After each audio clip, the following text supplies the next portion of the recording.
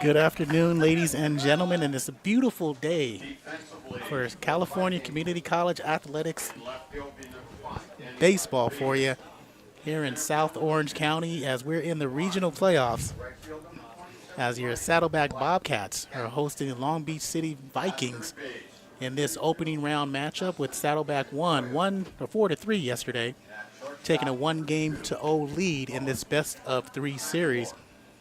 Corey Neyland, Ryan Osborn, Albert Robles here on SportsNetUSA.net. And Ryan, it should be an outstanding game today.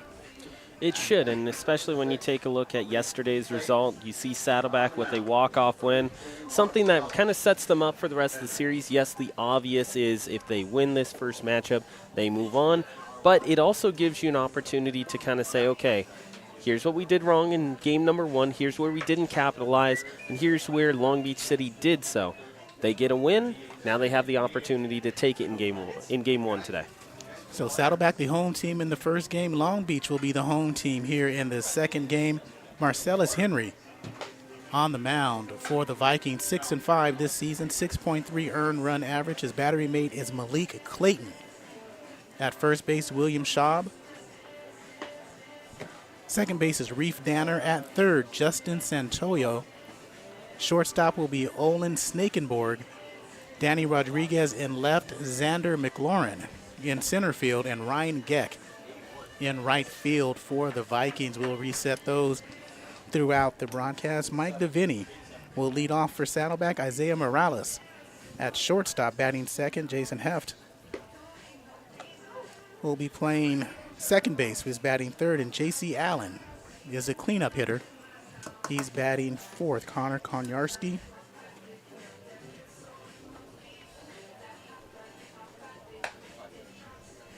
is batting fifth and playing right field. Batting sixth is Zachary Schwartzberg.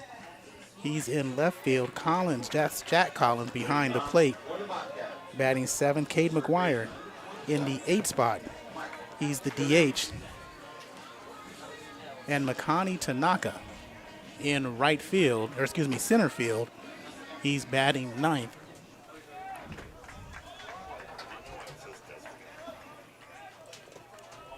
So DeVinny steps up as he takes the first pitch. He's swinging and flies it into shallow left field. Suns playing havoc. Coming on, making the one-handed catch is Danny Rodriguez for the first out. And that'll bring up Isaiah Morales, who had the game-winning hit yesterday in the bottom of the 9th inning to give them the 4-3 victory. Saddleback in that maroon tops, white pants. Long Beach goes with the pinstripes today. Squares the punt and pulls back. 1 ball and no strikes.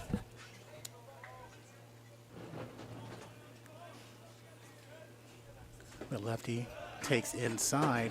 2 balls and no strikes. Morales comes into this ball game batting .374 with the .456 on base percentage, .491 slugging. I don't think I have access to the account to do it. The video's live. 2-1 now. 1 out. Okay, at least you're set. Just started. First pitch was at 2:01, outside corner for strike number 2.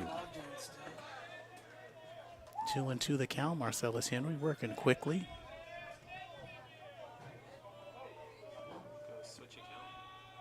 Henry out of El Segundo High School.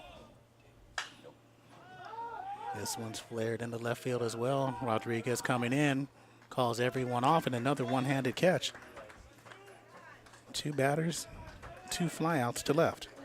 Jason Heft at second base in the 3 spot. So Heft out of San Clemente High School, 5'10", 195. Local product, batting .402. Outside, 1-0.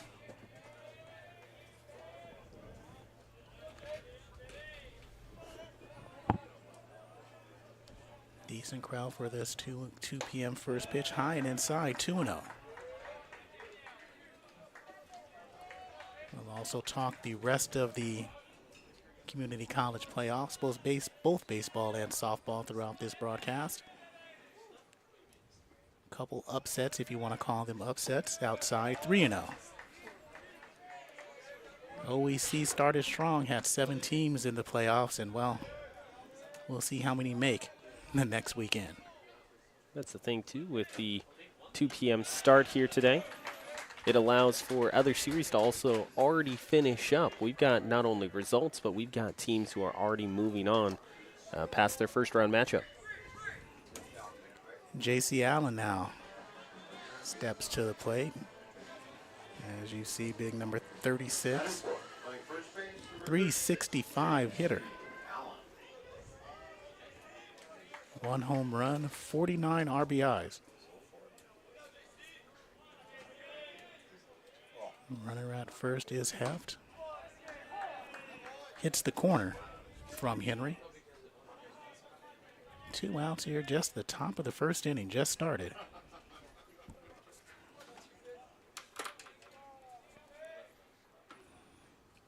High kick outside, 1-1.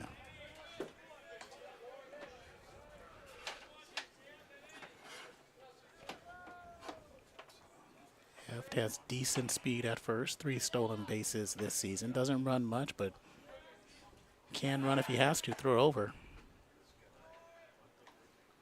Back in plenty of time. Saddleback, the number 2 seed in this playoffs in the SoCal region.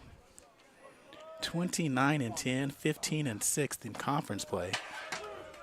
Hits the corner on that inside. 1 ball, 2 strikes.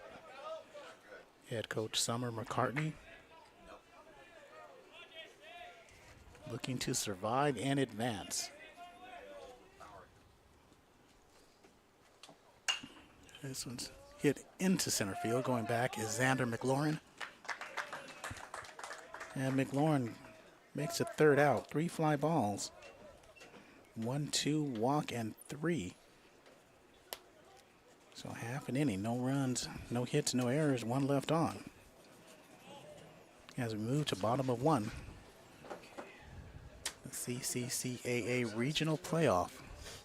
Saddleback Baseball on sportsnetusa.net. And Long Beach will have McLaurin, who made that out. He bats first. Reef Danner batting second. Malik Clayton in the 3rd spot.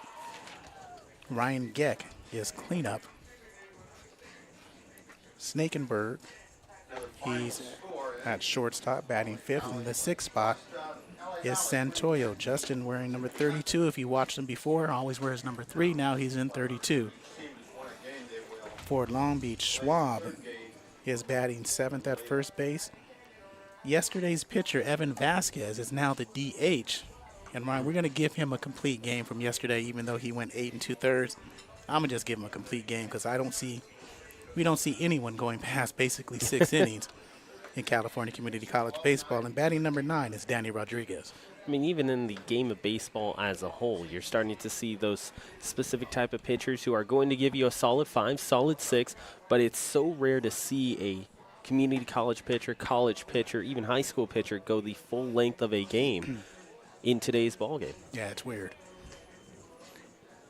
Us old folks still have, I'm not going to say issues with it. It's just weird. And in the field for Saddleback, Trevor Eby gets the start with his 3.73 ERA. 5 wins, 1 loss this season. Jack Collins behind the plate. First base is J.C. Allen. Jason Heft at second. Michael Devaney at third base. Isaiah Morales at short. In the outfield, a little bit different. Zach Schwartzberg in left field. Makani Tanaka in center. And Cole Konyarski in right field. And that's right, no Jacob Naso in center field for Saddleback. The OEC Outfielder of the Year, Defensive Player of the Year. Not playing And let's see what Eby has. The right-handed pitcher stands tall. On the mound, delivers first pitch for a strike.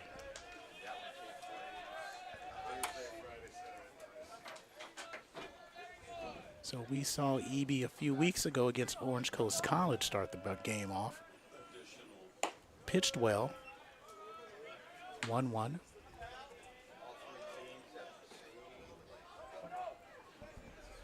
And Corey, you look at yesterday's game, pushback due to weather throughout the entire week down here in South County, but this afternoon's setup couldn't be any more picturesque for baseball. Overhand curve misses, 2 balls, 1 strike. Yeah, such a beautiful day. 70 degrees outside, slight breeze. Jams, fouls straight back. 2 balls, 2 strikes. Bottom of the first inning. 337 down the left field line, 373 in the gap in left center. 2-2 pitch on the way. Line straight up the middle for a base hit. Good at bat for McLaurin. And lead off base runner for Reef Danner. Yeah, and Corey, you take a look at that hit. He ends up seeing that one high in the zone. Doesn't try and do too much with it. Just puts the bat head right back out there. Keeps his hands inside, quick to the baseball, and sends it out into center field. So that'll bring up the lefty Danner. Danner's got 13 hits this season, batting .295. Decent lead for McLaurin at first. Quick delivery. Catches the numbers. 0-1.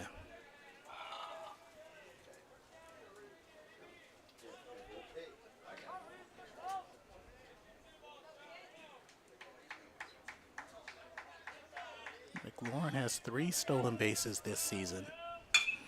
This one's lined in the left field. So 2 straight hits for Long Beach. Gets the first 2 leaders on in the bottom of the first inning. Malik Clayton, the catcher. And what you and Mark have always talked about whenever I've been on a broadcast with you for baseball is that not enough hitters in today's game send the ball the opposite way and just go with an outside pitch. They try and pull it too much. It ends up being a grounder into the dirt or a quick pop-up.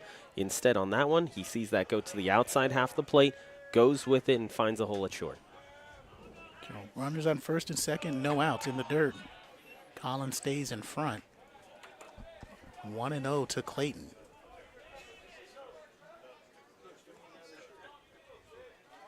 This is someone that the Bobcats do have to be careful with. Clayton, with 5 home runs this season, has driven in a bevy, you could say, with 30 RBI.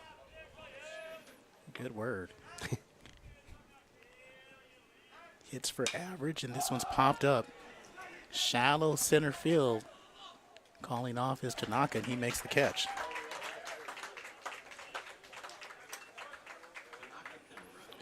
Clayton wants that at bat back. Rushed his swing just a little bit for the first out. Ryan Geck now, the cleanup hitter. Batting fourth, right fielder. Geck also has 5 home runs this season. 23 RBI. He hits .322, so runners on first and second. Vikings trying to strike first.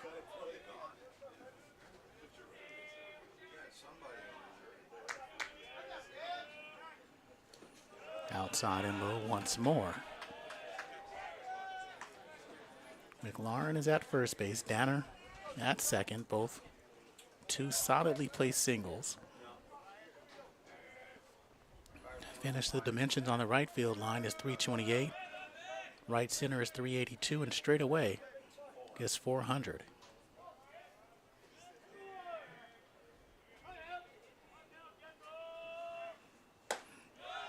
Can't catch up to the fastball. 1-1.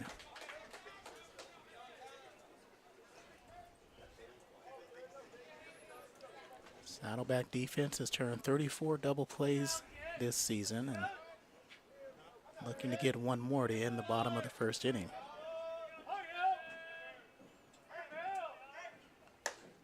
Curveball for strike 2. 1-2 with 1 out.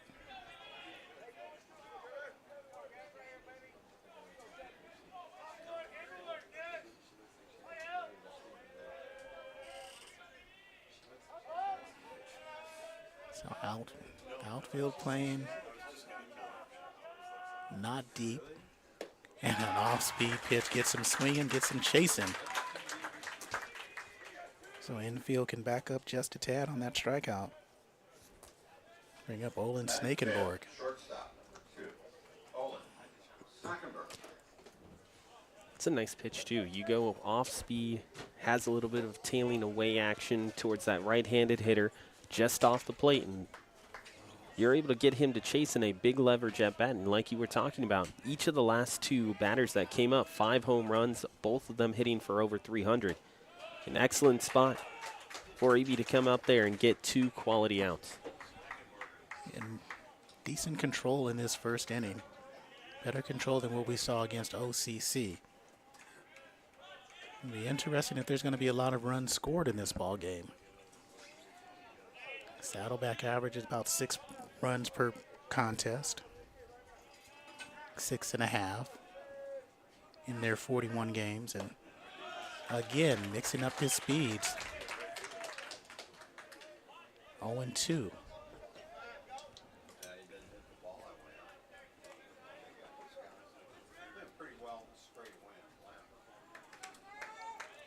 So no balls, 2 strikes.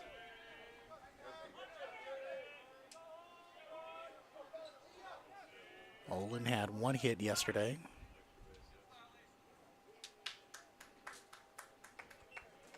Ends up being a pitch violation, so Ned is now 1 ball and 2 strikes. That's the first time we've seen that this season, that we've been a part of as a broadcast. It's always nice to have a first. 1 ball, 2 strikes, 2 outs, and another good off-speed pitch. Has him chasing, strikes out the last 2 batters to end the inning and get rid of the threat. So no runs, 2 hits, no errors, 2 left on at the end of 1 complete. We've got no score in the CCCAA regional playoffs. This is Saddleback Baseball on SportsNetUSA.net. Konyarski, Schwartzberg, and Collins due up. It's beautifully set up there by EB too, because you saw that pitch setup. On each of the last 3 batters, he starts them off high. First 2 pitches were up in the zone. You got 2 chases, 1 pop-up, and then he finished off each of the last 2 batters with stuff that looked like it was going to stay about high and then tailed away and dropped right out of the zone. So if you're the Vikings, you're going up there on each of the last 3 and saying, okay, I've seen only stuff that has stayed belt and above, and all of a sudden the bottom drops out of each of the last 2 strikeout pitches. It's tough to be able to catch up to it. Yeah, and that's the inning he needed to really move forward, because you don't want to lose or use a lot of pitchers in this ball game. You want to stay as healthy as possible, as Bobcats have been, you could say, ravaged by injuries throughout the season, and especially in playoff time. In this game yesterday, Naso goes out, and Naso went out in the 9th inning, stealing a base. Hurt his ankle, and he's done for the playoffs. So Konyarski to lead the top of the 2nd inning.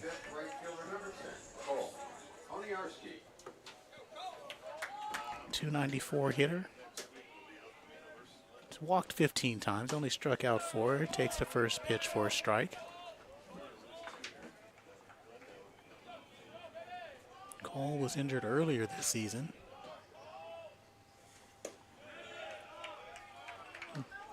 One and one.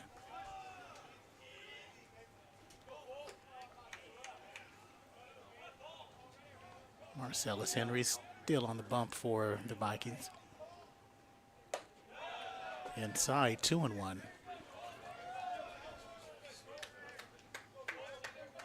Yesterday, Evan Vasquez got the loss for the Vikings. Went 8 2/3. 3-1, low and away. Had 5 strikeouts, walked 3, gave up 3 earned runs.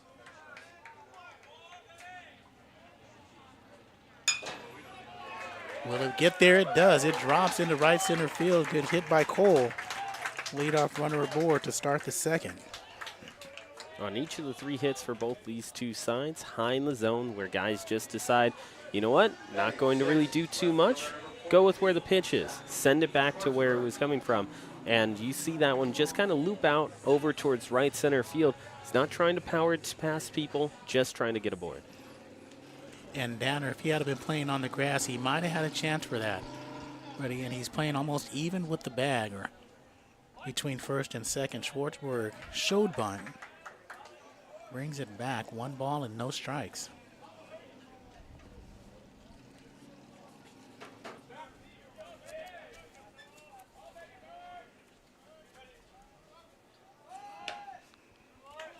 And that's in there for a strike. 1-1. Mark Pavlovich, Ryan, said 8 2/3 is not a complete game. Since he's not here, it is a complete game. Because he pitched the whole thing on BG.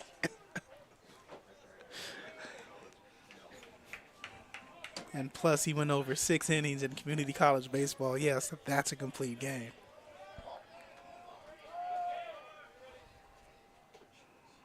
Schwartzberg pops up the bunt back. 1-2. You know, Corey, before the broadcast, you and I were talking about this order for Saddleback. It just seems like 1 through 6, you've got guys who are hitting over 300 or right at that 300 line, and they are one of the more elite hitting teams in the state of California. In fact, one of the top 15 ranked offenses in California as well. Goes down for strike 3. Good pitch by Marcellus Henry. You were talking earlier about Trevor Eby in his bottom half of the inning. About you saw belt high, belt high, belt high, and he comes low for that one and gets his first strikeout. So 1 out for Jack Collins, the catcher, with Konyarski standing at first base. And back to that complete game. Everybody should have me as their official scorebook. Tries to go low again, misses. 1-0.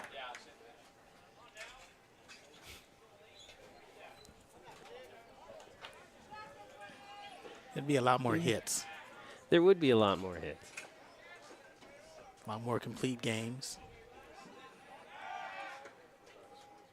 Everybody's an All-American. 1-0, 1 out. Collins. Yesterday he was 1 for 3. Run and hit. Fouled it back. Collins kept it alive. 1-1.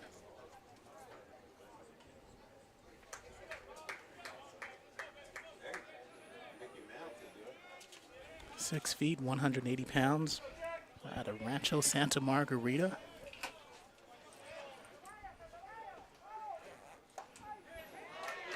Beautiful pitch. You're looking at a team in Saddleback, too, that in terms of running and controlling the base paths, they've had 34 steals, only been caught 9 times. So they can run, like you saw that play on just a few moments ago. They wanted to. There's one lined into Snakenberg, and he gets the lead runner over to first, and they call him safe. And they're going to say William Schwab pulled his foot. So the double play is not turned. Saddleback stays alive, but the lead runner, Konyarski, is out at second. 6-4 for the second out. Fielder's choice for Collins and Cade McGuire, the number 8 hitter, designated hitter. So McGuire didn't play yesterday. Sees his first action of the series. Delivered first pitch. Strike number 1 to McGuire.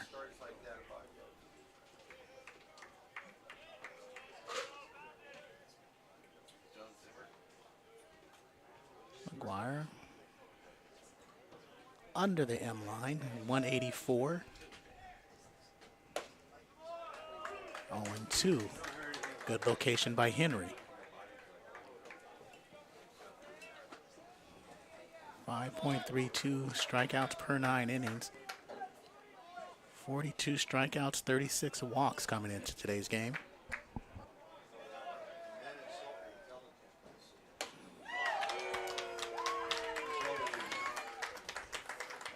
And that was impressive.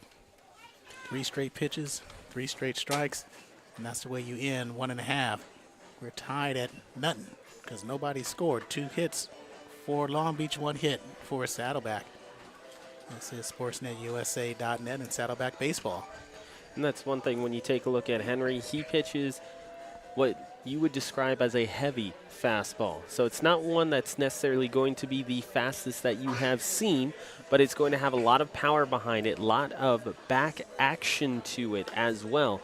So when you see him go up there, use his fastball to his advantage, he gets ahead of the count, and he's also able to strike out guys with it because it is so heavy. Even when you do get contact, like we saw a couple batters before, you look at Collins, just able to get the bat hand on it. Even though there was a lot of contact to it, it goes directly behind because it's a heavier type of fastball. It's got that feeling to it. I like that. And now Trevor Eby tries to match him in the bottom half of 2. Home plate umpire for today's ball game, Michael Blanchard. First base is Stu Raines, and third base is Stephen Wanamaker. Those are your umpires for today's game. And we mentioned that Saddleback came in this game 29-10. Long Beach, after the loss yesterday, 20-21. They finished 16-8 in the South Coast Conference behind Casey Crook in his 30th season at the helm for Long Beach. As we mentioned, Summer McCartney, all they did was finish first place in the toughest conference in the state in the OEC. Leading off for the Vikings. Bottom, second batting Long sixth, Beach third was base. 12-7 at home, 8-13 away. One neutral game they played, they lost that. So here they have is third base person Justin Santoyo. Foul tip back. Don't forget to keep it locked here on SportsNetUSA.net. CCCAA baseball all over this weekend, and some softball as well. So if you want to keep up to date in the CCCAA, SportsNetUSA.net is the place you do that. That one is low, 1-1 to the leadoff hitter. On deck is William Schwab and Evan Vasquez. Got the peanut gallery commenting on this game as well. Slow bouncer down the first base line is foul.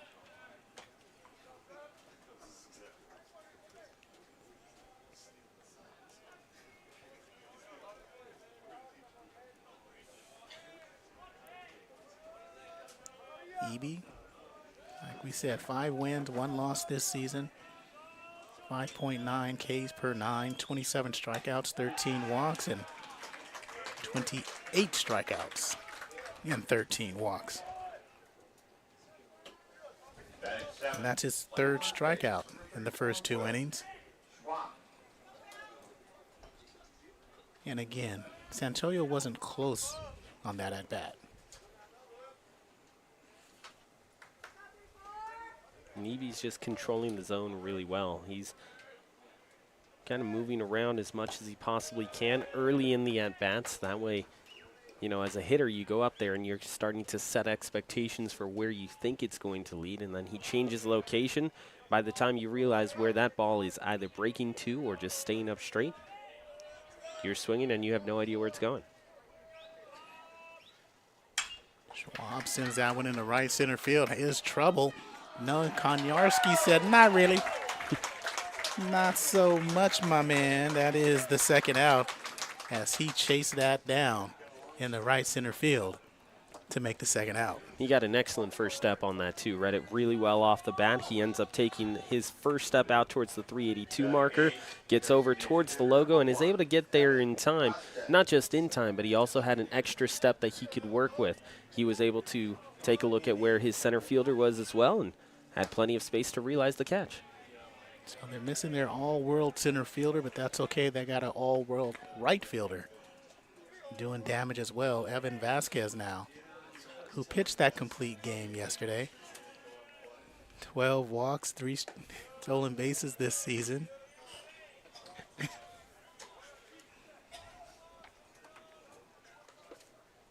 And we'll keep saying it's a complete game. Just for the annoyance meter. EB in control, foul straight back. Text message from the Peanut Gallery says, no peanuts here, just knowledge. And explain why it's not a complete game. Because there will be some people who will be listening and say, oh, he's right, but explain why. The reason why is to qualify for a complete game, you have to go a minimum of at least 9 innings pitched. Go ahead. Was he the final pitcher of record? Yes. That's a complete game. If there was no other pitcher, See, thank you, Albert. then that's a complete game. And that's a complete strikeout right there. Trevor Eby getting down to business. Because, like, there is such a thing as a complete game loss. Like, you can pitch the full game and it not be 9 innings. And So what that is called is a very well pitched quality start. It's not a complete game, but it is a quality start because to at least have a complete game, you must complete a minimum of 9 innings. So what you're saying is a CRTV 145 complete game. That's correct. Yes. All right. There No you go. runs, no hits, no errors in the second inning. No scores. We move to the top of the third with Tanaka, and back to the top of the lineup, Davini and Morales will be facing Marcellus Henry. Saddleback was 19-3 this season at home, 11-7 away. They came in as a team batting .334, and that is good for 5th in the state of California. On base percentage .414, slugging .446. Their earned run average was also relevant in the CCCAA. .384 was good enough for 11th in the state. They're also 15th in walks with 128. And the one Mark Pavlovich likes the most, .970 fielding percentage, which is good for 9th.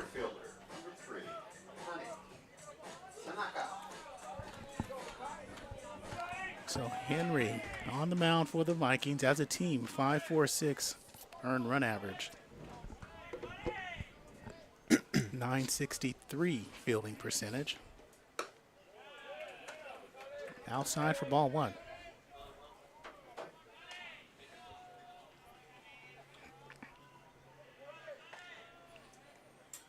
Connie Tanaka starting in center field for Jacob Naso.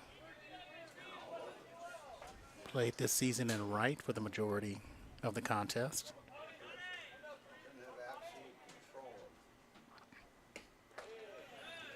And for people watching, you got to realize that it's not necessarily the easiest transition to go from corner outfield to center because the ball comes off the bat differently. It tails away from you in different angles as well.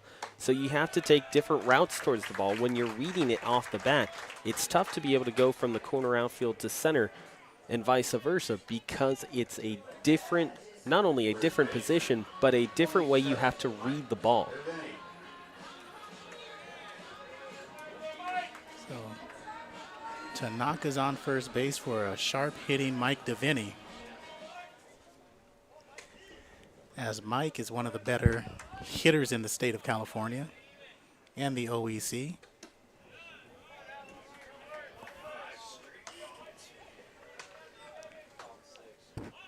He was first team all-conference along with Isaiah Morales, Heft, J.C. Allen, Zach Schwartzberg. Pitchers Will Girardi and Blake Butcher were also first team OECers.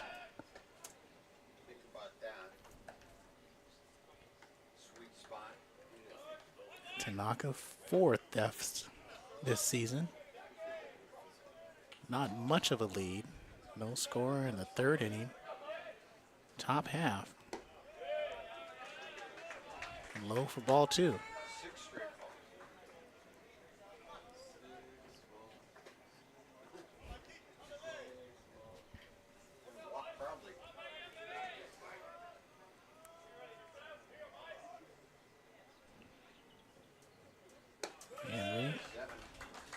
Ball number 3 in this at bat.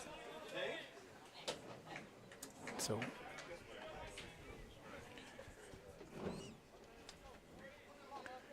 one hit.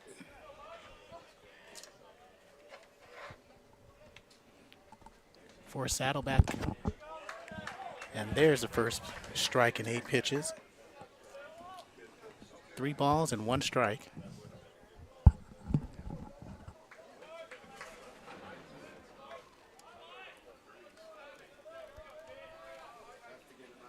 Marcellus Henry, right-handed pitcher. There goes Tanaka.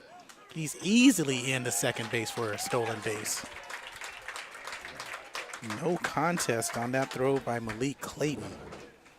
So runner in scoring position with a full count and no outs. Top of the 3rd inning. Saddleback looking to strike first, as Long Beach had runners at first and second in the 1st inning and nothing going. They did not push a run across. So Deviney, who hits .395, 45 RBI, fouls this one straight back. 3 balls, 2 strikes. No outs.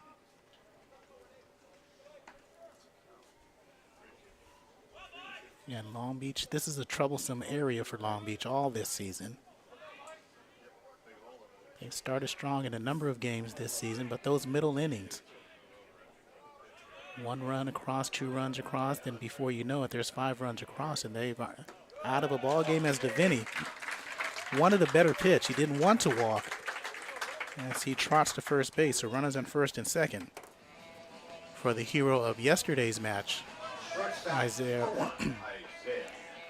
Morales, who had the game-winning RBI in the 9th.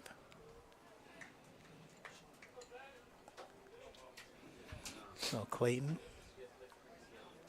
mound conference with Henry.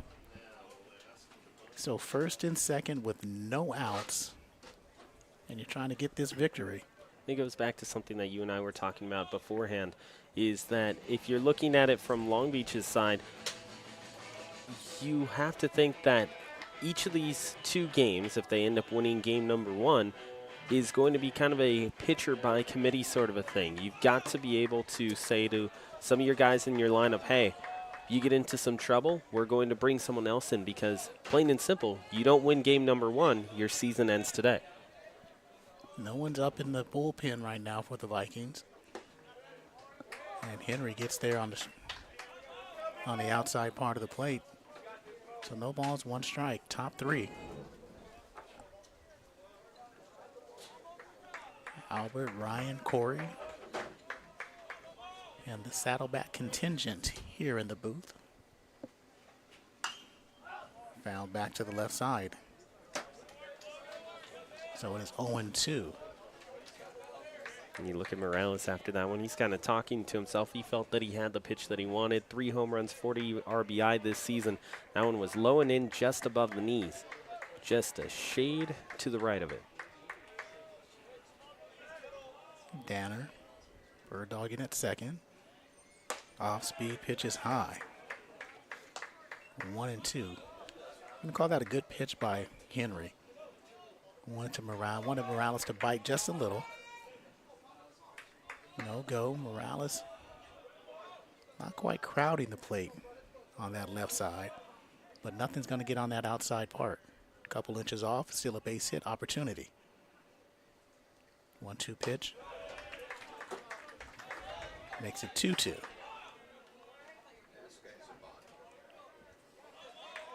As we said, Morales' only hit yesterday was the game-winning hit. Deviney also had an RBI. Heft and Tanaka had RBIs for those 4 runs. Goes to the left side one more time. Tyler Burns got the win yesterday. He did not pitch a complete game. He went 3 innings. Came in relief for Will Girardi. Struck out 1, gave up 1 hit. Bobcats had 13 hits yesterday. Good piece of hitting to stay alive is Morales. He waited on that one.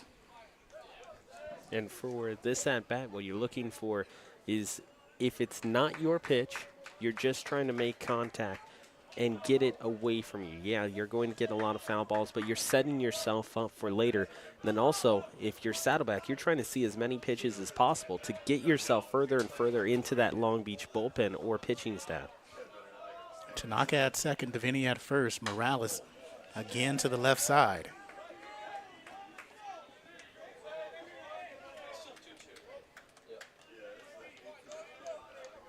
So this should be the 8th pitch for this at-bat.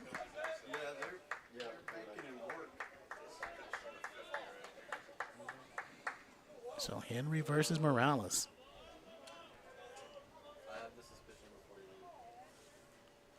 Off-speed pitch again. Morales is out of Venice High School. Henry out of El Segundo. We'll call that close. Everything LA is 20 minutes apart. Venice High School. Another player went to Venice High School back in the day. Phil Austin played at Venice, went to Venice High School. 3 balls and 2 strikes.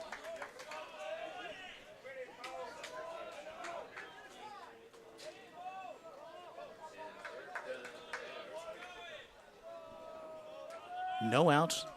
Tanaka at second base. Foul back one more time to the left side. So again, Ryan, like you said, go with the pitches, and that's what Morales is doing to stay alive. This is pitch number 10. 11. Pitch number 11.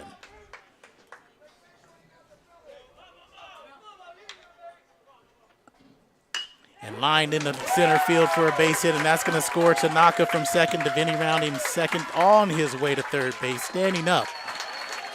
But an RBI single for Isaiah Morales. Outstanding at-bat for Mr. Morales. And it's just delay, delay, delay until you see something you absolutely love. That pitch was left kind of middle in towards the belt, and he's able to just send it right back up the middle. Solid contact on it.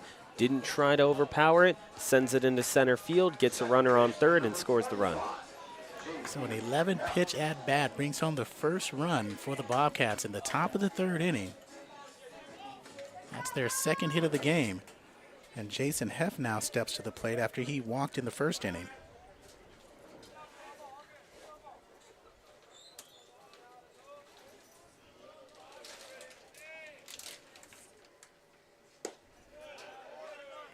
Heff takes ball 1. He's a business major, was a scholar athlete in high school, also all-league in high school. He just runs from all-league to all-conference as he was first team this year in the OEC.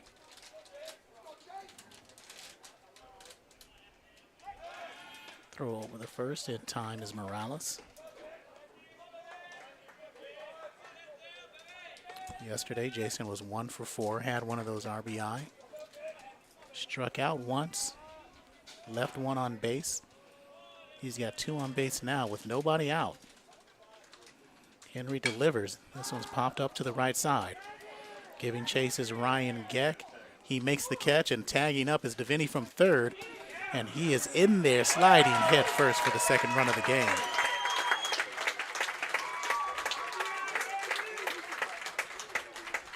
And it's well read there by Davini because he waits on it, makes sure that he is fully ready to take off as soon as that ball is caught.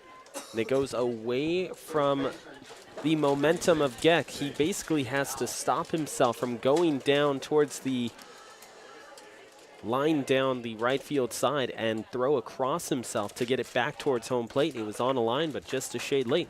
Well read, and a nice sacrifice there to give a 2-0 lead.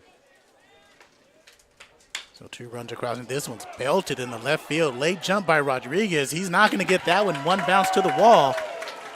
Morales coming around third. Here's the relay home. He slides in safely head first over to third base. Is going to be J.C. Allen and Saddleback. Their bats have awoken here in the top of 3.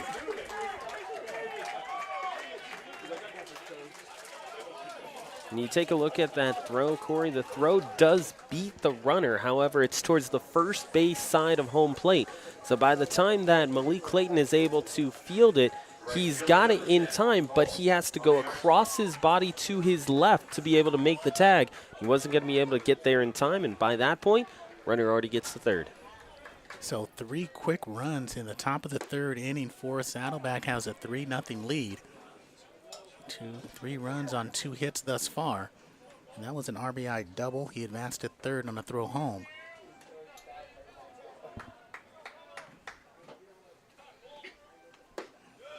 So this is the Saddleback offense, guys, that we've seen in the stat books when we've checked those websites for the CCCAA and OEC. The other thing, too, about that double is the placement of it. You look over towards left field. Left field isn't just a solid wall going from 337 out to 373. You have a triangle out there with a little bit more extra space towards the 19 where that ball's hit. It has a little bit more length to it, so it gets away from him. And we talked about the lack of a jump by Rodriguez. He got no jump. He was confused on that. And before he realized it was a 1-hopper to the fence ground ball, shortstop Snakenborg over to first base for the 2nd out.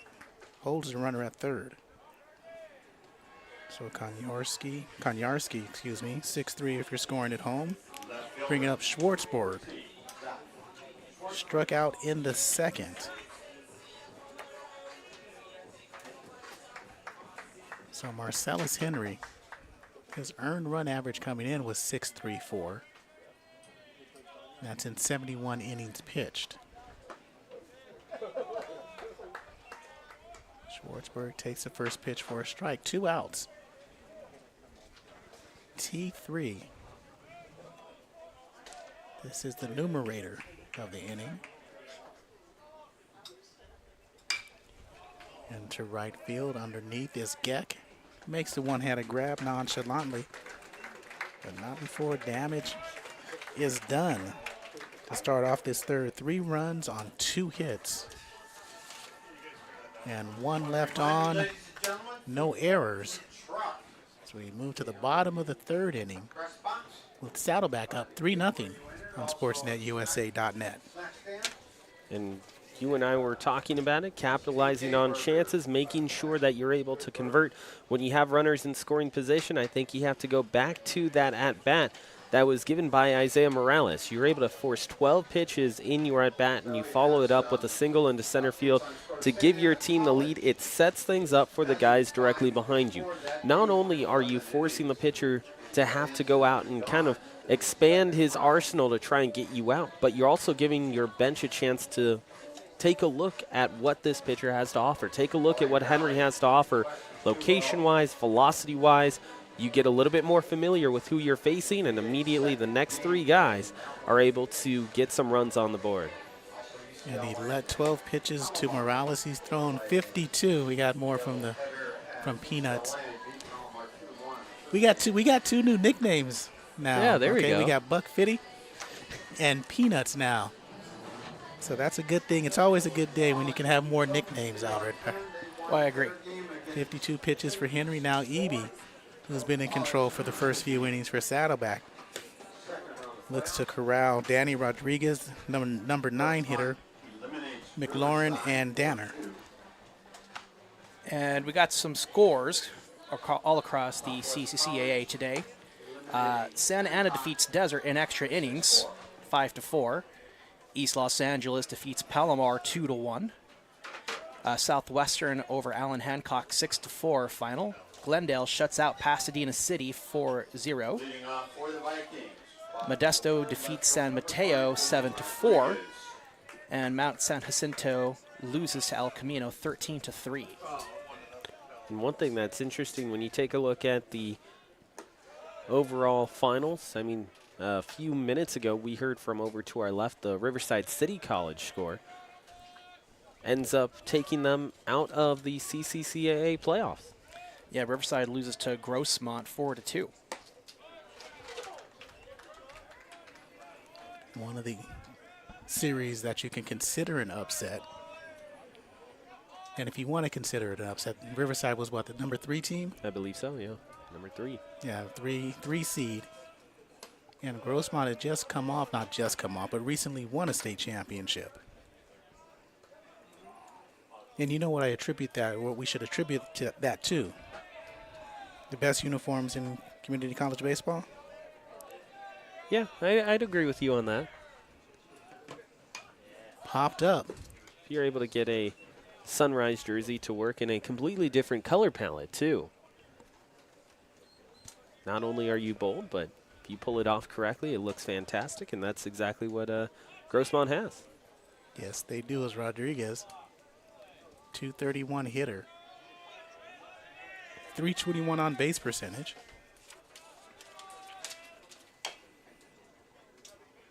This one's bounced down the third base line.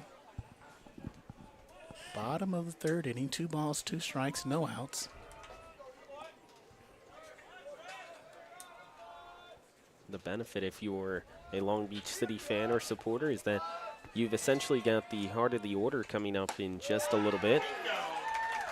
Speaking of heart, right down the heart of the plate for called strike 3. Very simple. That was right down Broadway, but it's what we talked about. Eby has been setting his location, finding the ins and outs of the plate, finding exactly where the umpire is going to expand the zone to. So by the time that you end up backing one up right down the middle, it freezes the batter because he thinks that it's going to have a little bit more break and go more towards the outside. Nothing you can do about it. 1-0 is the count. I'm sorry, I want to apologize for this now. Eby is throwing BBs.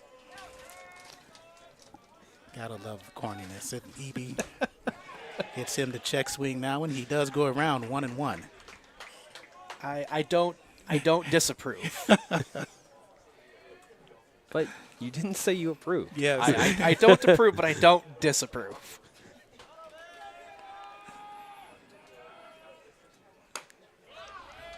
Does not catch the outside. 2-1.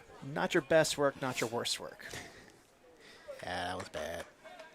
2 balls, 1 strike, working with a 3-0 lead. Giving up 2 hits thus far. You also want to give credit to Collins behind home plate, making sure he works with his pitcher and Eby, kind of framing things up. You saw him leave the glove there just a little extra, trying to get the umpire to expand a little bit more and work that plate. 2-2 the count. Off speed pitch, strikeout number 6. Doing it in a variety of ways. Fastballs, curveballs. That's just beautiful movement on that, too. Excellent off-speed pitch. A catch him swinging for the second out. It's funny you say that because everybody in the stands, all their eyes went up and down at the same time right when the ball dropped. 2 outs. For Reef Danner, grounds to second. That's Jason Heff. Scoop and throw and out. So 3 up, 3 down. Swift third inning done by Trevor Eby. As we move to the top of the 4th, this is Saddleback Baseball on SportsNetUSA.net. Due up is Collins, McGuire, and Tanaka. You talk color schemes. When Saddleback changed their whole scheme a couple years ago, I think we were all, maybe. First time seeing it because we weren't used to it. Now it's one of the best color schemes and best uniforms in community college. Well, you take a look at when everything switched over, and I mean, you, Mark, and I, from watching them during their football games as well, you kind of see what the color scheme is on the initial switch. But after the first couple years, then they went with a full overhaul and a full rebrand. Once you get the rebrand to kind of work with what you're going with in terms of colorway, in terms of color palette, now you see the different logos that they have. For example, in center field, Saddleback and the Bobcat logo as well. Everything is cohesive and works together really well. Now you take a look at the baseball program and the different color schemes they have as well. I mean, you take a look at this. What would you call that? Would you call that maroon? Not necessarily scarlet? Yeah, I call it more maroon than scarlet. I like the maroon, and that's what swayed me doing the baseball games. It's like I was okay with everything, but coming here doing baseball is what swayed me to say, okay, feeling it now. So 3 runs last inning. Top of the fourth, Collins, McGuire, and Tanaka. That's a 7, 8, and 9 hitter. Wants to do more damage. Collins. Catcher number 26, Jack Collins. Fielder's choice his last at bat. First pitch swing and popped way up. Reef Danner with the one-handed grab. Yeah, last time up it was a 6-4 fielder's choice, and then this time just a pop out to 4.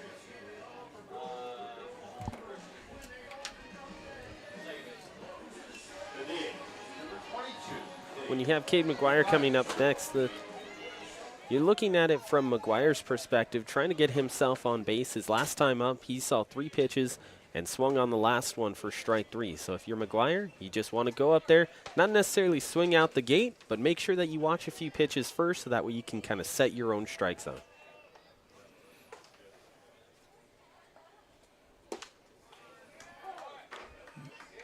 Shoulders that one, 1-1, 1 out.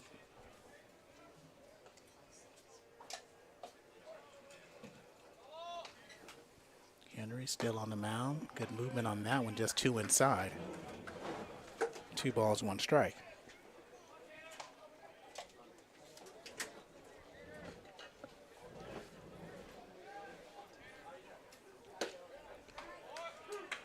Again, outside part of the plate, quick work. You know me, you like the quick games. These 20-second pitch counts, I'm good with it. I wouldn't be upset if they dropped it to 10.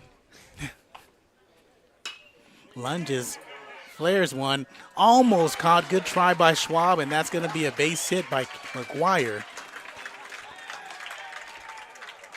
Off the glove of Schwab, and Danner was right behind him to make that catch if it floats over. But that tip on the glove, no ice cream for him. Base hit for McGuire.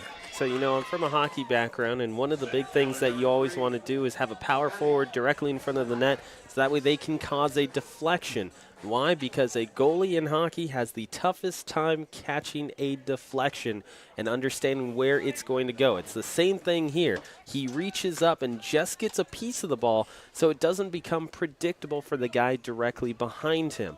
You have Danner, who was getting over to it. Looked like he had more of a beat on the ball, but by the time that the deflection happens, he's not able to kind of turn his momentum back from where he was coming from. The deflection is what causes it to fall. Tanaka, who his last at-bat, or his first at-bat, we should say, walked, stole a base, scored a run, productive in that third. McGuire, and there was some feedback about Riverside winning the championship. Yes, they did win the state championship, and the Grossmont championship we were talking about was 2017. Swing away from Clayton, goes through his legs. McGuire scrolls to second base. So we get a strike, 1 ball, 1 strike, 1 out. Top of the 4th inning. So Tanaka, outstanding outfielder.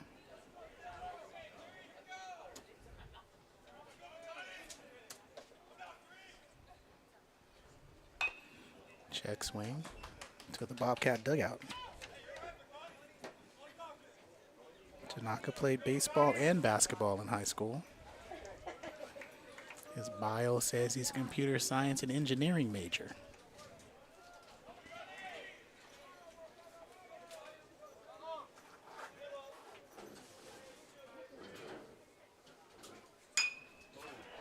Just punches one to left field for a single. Here comes McGuire rounding third, easily scores.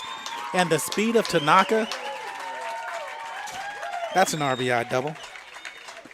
So, Corey, just before, he had a pitch that was a shade high, and Tanaka tried to do the exact same thing. Since he's a left-handed hitter, you had the third baseman who was pinched a little bit more towards third, and the shortstop was up towards second. So Tanaka was just trying to lay the bat head out there, almost like a slap hitter in softball, was just trying to slap one down that third base side because there was a lot of open space. The first pitch that he saw was a little bit too high, goes foul. Second pitch he's able to deliver on. So Marcellus Henry's given up 4 runs to go with 5 hits. And warming up is going to be Luke Pollard, right-handed pitcher out of Los Alamitos, warming up in the bullpen for the Vikings. Deviney, a dangerous hitter. He walked his last at-bat, and he was upset, visibly upset about walking, because he had timed some good foul balls against Henry. There's sometimes as a hitter that you step in there, you just think, you know what? The guy that I'm looking at suits me very well in this at-bat. You'd rather be up at the plate than taking a jog to first. And if you're Henry, you don't want to come at him. Because, again, you've got 4 runs across on 5 hits. You come at Deviney, one of the best hitters in the state, might push you out of the ball game.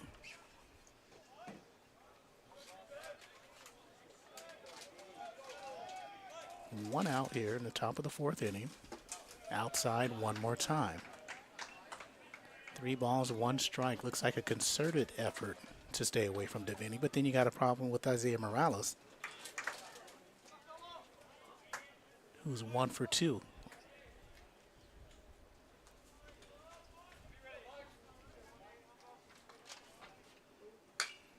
Fouled straight back. One thing that's always interesting to me when you look at hit totals, you look at Deviney with 70 hits so far this season. But when you look at his extra base hits, he's got 15. That means you've got 55 singles to your credit, and you're still driving in 45 runs. That's a lot of efficiency from a guy at the top of the order. This one's grounded to third. Santillo is up with it. Throws right over to first base and Schwab.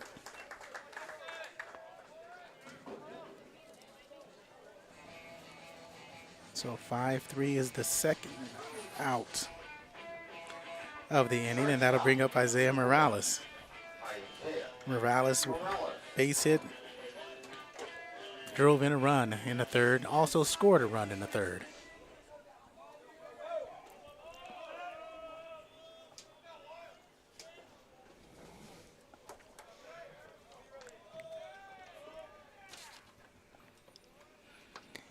Henry to Morales in the left field. Rodriguez ranging and makes the third out.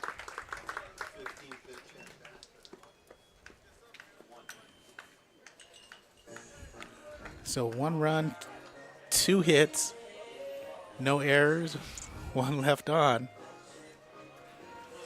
3.5 gone by. It is 4-0 Bobcats on SportsNetUSA.net. The California Community College Athletic Association regional matchup here at Saddleback Stadium. And this regionals is a 48-team baseball playoff. 48 teams, 24 from the SoCal, 24 from NorCal. And it's interesting that you have 24 for baseball, 24 for basketball, 24 for volleyball, 24, you know, what sports you have. Yet 18 for softball. We're still going to have to get to them. We got some rules about that, some explanations on the differentials between SoCal and NorCal. But still, if you're going to get 24 for every other, you might want to get 24 for softball as well, so there's less controversy, if you will, for those teams that didn't make it with only 18 teams that probably should have made it. And when I say should have made it, they should have made it. And that's one of the most fun things about, working for SportsNetUSA.net and covering all of these student athletes is the debates that you're able to bring up, the different topics as well, allows for us to kind of analyze and look at what's going on in the state of California or the state of both of these sports as well overall. You're not just looking at it from a final score standpoint or from the game directly in front of you, but what is the overall impact on a sport? As Clayton, Geck, and Snakenberg are due up. Clayton flew out to center field his first time at bat. Catcher from Culver City High School takes a pitch outside to 1 ball and 1 strike. So Culver City, Venice players on Long Beach.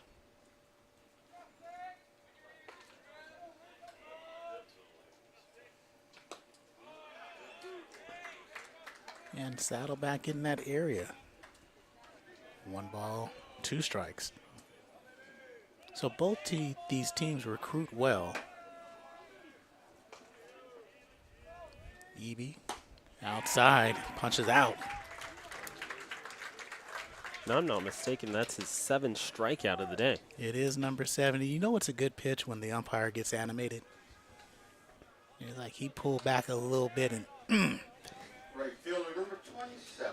Another thing, too, on that, Corey, when you take a look at Eby's overall stats this season, was sitting at about 2 strikeouts for every walk he gave up. If I'm not mistaken, it was 27 and 13. gives up a line drive and misplayed in center field by Tanaka.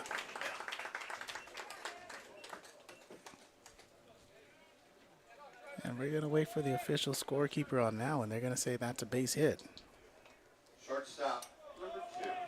Owen. So Geck is on base with a base hit. Snackenborg.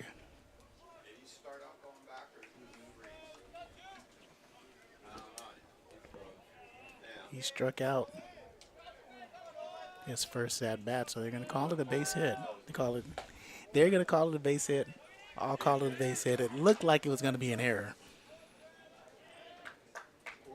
because it was a line drive. It was catchable. We were about to go Mark Pavlovich on it. That was my first thought. That was an E. Ground ball right past the diving Deviney. So back-to-back base hits puts runners at first and second. So bottom of the 4th inning. Vikings looking to do some damage. Santoyo, who struck out, one of the 7. The left-handed batter steps up. This is exactly what you want if you're Long Beach City, because you're looking at it going, okay, Eby has been cruising in this one, plain and simple. He's been able to establish what his strike zone is going to be and what he would like it to be as well. So you get a couple guys on, you're able to see a couple more pitches, and then you put more pressure on him to be able to find his rhythm again from the stretch, which is very different than when you're going through your full motion. Santoyo, who was 1 for 4 yesterday. 15 RBIs this season, and that base hit that they gave Geck, that's a big difference when you're missing the defensive outfielder player of the year in Jacob Naso. Naso is probably going to make that catch for that first out, or excuse me, for that second out. Instead, you're sitting at first and second with 1 out and an opportunity for the Vikings in the bottom of the 4th.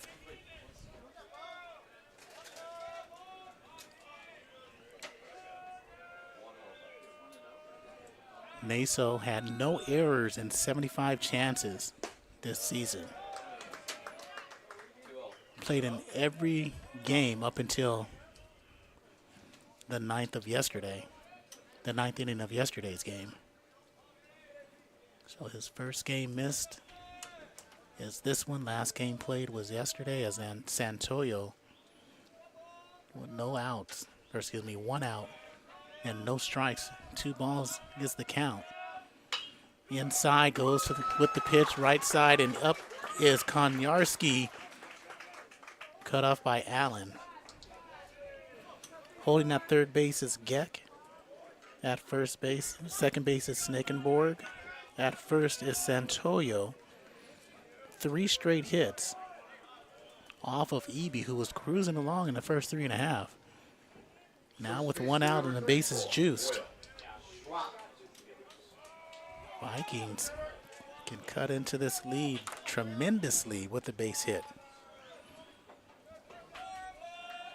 William Schwab, one of the 7 Ks earlier, 1 for 4 yesterday. Ground ball in the hole, that 5 spot, seeing through. Coming up throwing from left fielder Schwartzberg, tagged out at third as they were trying to get a little bit more, is Santoyo.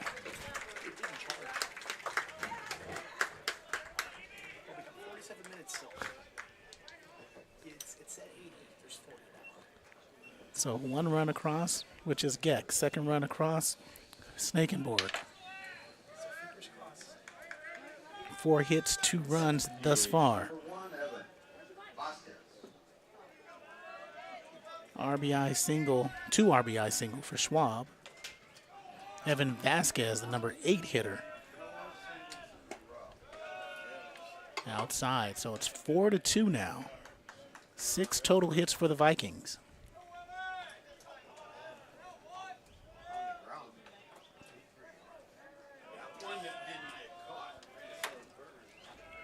So Schwab at first. Ducking out of the way is Vasquez. Again, you have to go back to that ball that goes into center field. You were talking about it having one of the best outfielders in the state of California. Not in there, so you have a guy who does get you a couple runs with the bat, but again, switching over to center field, you have to read it differently. It's a little difficult, especially with the winds here today. Ground ball to Morales. Backhands it, throws over to Allen. And that'll end the inning, as you heard a big woo from the crowd. But not before 2 runs on 4 hits. No errors. And 1 left on base. So at the end of 4, it is Saddleback 4, Long Beach 2. This is Saddleback Baseball on SportsNetUSA.net.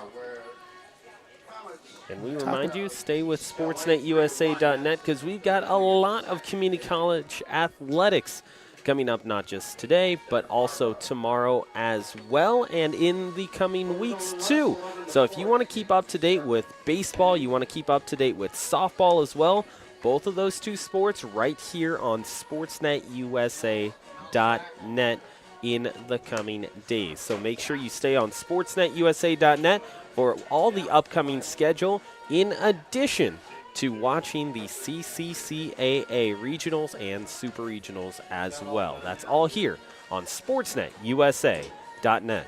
And we're also at Santa Ana today as well. Santa Ana's playing College of the Desert. Santa Ana won the first game yesterday. Noah Alvarez over there in Santa Ana. We're over here in Saddleback. It's funny, Mark Pavlovich is at home. It's almost weird not having him here. So after last inning, after Marcellus Henry gave up those 4 runs, had somebody warming up, but he finished the inning strong, and he's out there again. This is one of the things that Long Beach does. They pitch their pitchers. If they can get 7, 8 innings out of them, they'll go with it. If they give up some runs, that's okay. As Heft swings through the first delivery.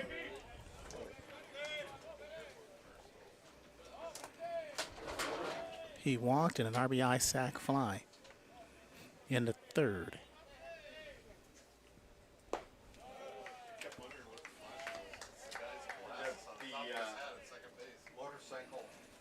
Business major. Attended USD. Then bounced back here to Saddleback outside. 2-1.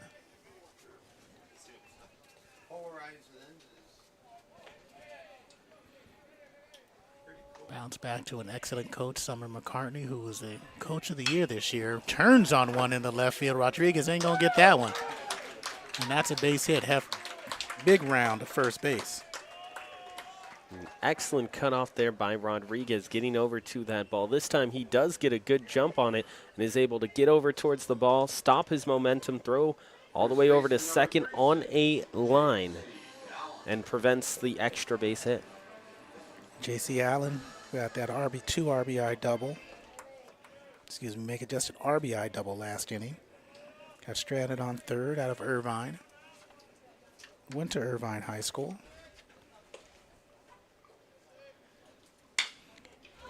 Left field they like. The high school water polo player gets another single, 2nd hit of the inning. And now we have Cole Koniarski. So Koniarski is due, to say the least. Batting .294, 0 for 2. And this afternoon, 1 for 4 yesterday. No home runs, 12 RBI. In the dirt, delivery from Henry. Schwab at first, Danner at second. Snackenborg at short, Santoyo at third. In the outfield, left to right is Rodriguez, McLaurin, and Geck. For the Vikings, behind the plate, still Malik Clayton. Henry caught the inside. 1-1. No outs with runners at first and second.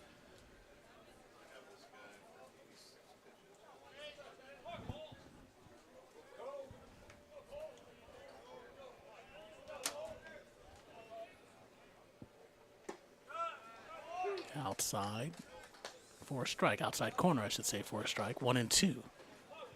And listening to the contingent from Saddleback, the 87th pitch just thrown by Henry. Yesterday, Vasquez threw over 130 pitches. You were talking about Pollard warming up in the last inning. Now he's back up there. You saw him in the last inning really getting up and warming quickly. And then Henry was able to work his way out of trouble. And now Pollard more of a leisurely pace to it. He's up, he's there. So if you had to take a look at it, this is probably Henry's last inning. Konyorski into right field, but underneath is Geck. Tagging at second is Heft.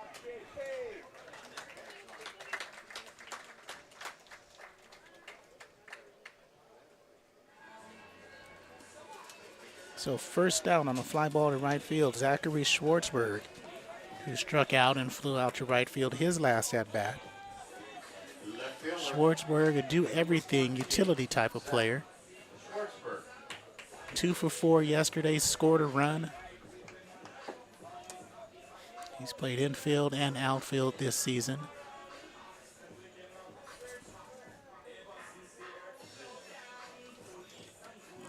Out of La Jolla, Country Day High School.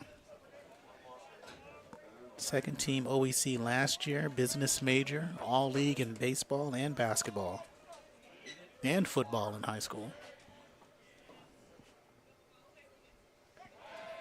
Throw over the first. Sliding back is Allen. 1 out, top of the 5th. 2-run lead for the Bobcats.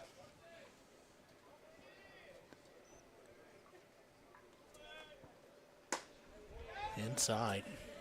The fastball misses. 1-0.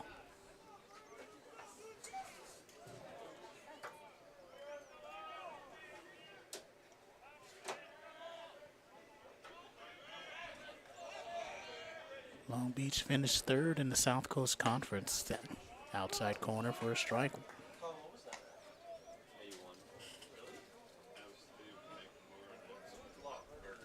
One ball, one strike, 1 out.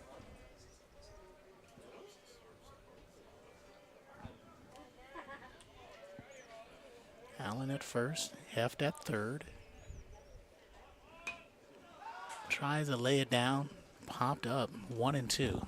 See, that's a play that would make Mark Pavlovich happy because they were pushing that one up the first base side. The runner was taken off on the play.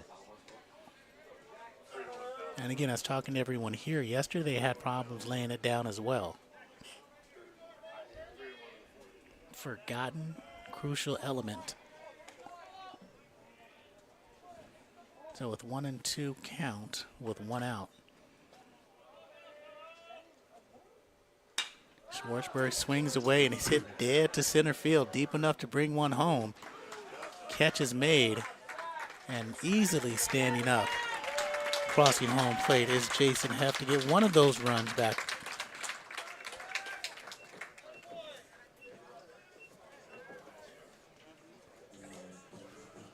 So the second out, Jack Collins now coming up to bat, who's 0 for 2 today.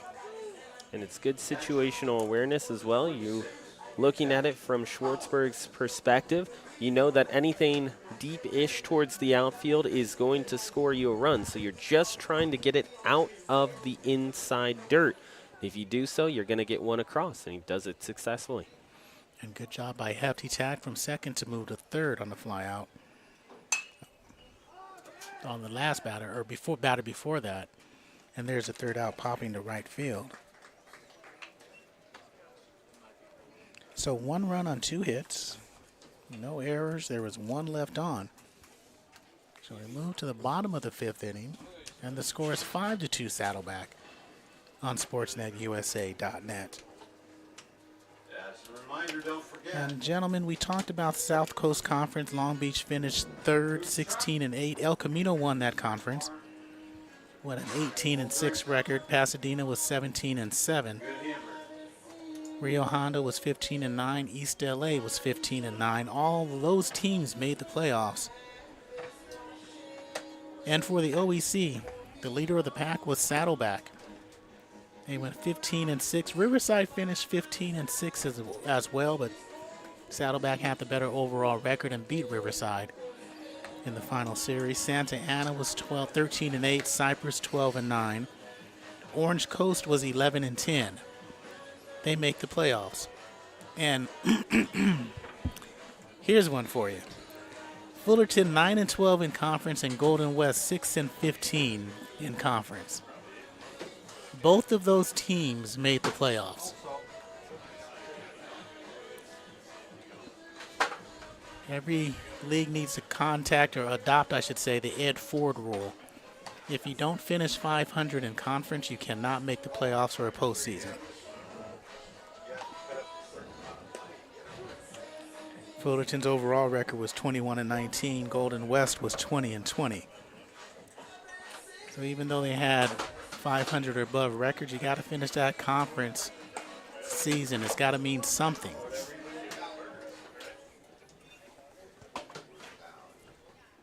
So Trevor Eby stays in the game. So Danny Rodriguez will lead off. Then the top of the order, McLaurin and Danner.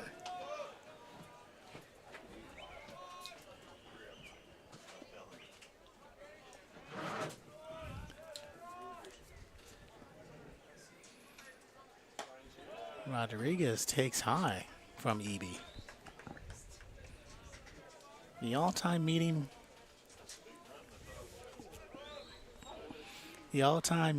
for these teams. Ground ball. Deviney dives, backhands up and throwing. Guns him out. Ooh, no, safe. I was too quick on the draw. Call him safe. Good hustling down the line by Danny Rodriguez to beat the throw. But just from the sideline perspective, or at least from up here, it looked like your original call was going to be correct, but even so, just a beautiful throw from third to be able to get up and fire that over to first nearly in time. Collins, good job of keeping it in front. 1-0. Great job by Jack Collins. So broadcasting rule number 101, don't anticipate the call. Don't jump that call. I will say the camera sees otherwise, but that was still an impressive play at third I base. think everybody in the stadium saw otherwise. That's okay. Rodriguez at first base got some speed at first. He's got 11 stolen bases. Foul tipped by McLaurin.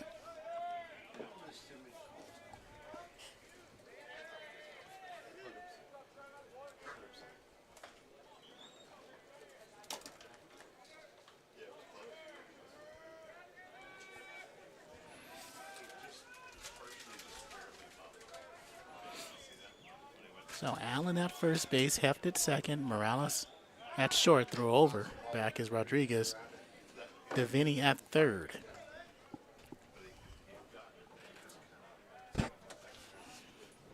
Schwartzberg, Tanaka, and Koniarski in the outfield for the Bobcats. Bumped up in the air, Deviney, it's a foul ball. Deviney had to look like he was about ready to die for that one. So 1 ball, 2 strikes, and no outs. The runner on first is Rodriguez. Rodriguez was 1 of 4 yesterday. His hit yesterday was a double. Like we said, 11 stolen bases on the season for Rodriguez.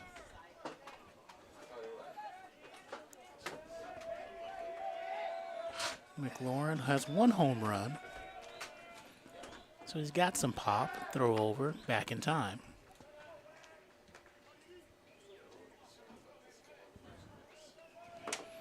Albert Robles going to do some work. No outs. B5 in your scorebook. Off-speed pitch, good at bat, good foul back by McLaurin. McLaurin singled, struck out. I don't know. I don't have that.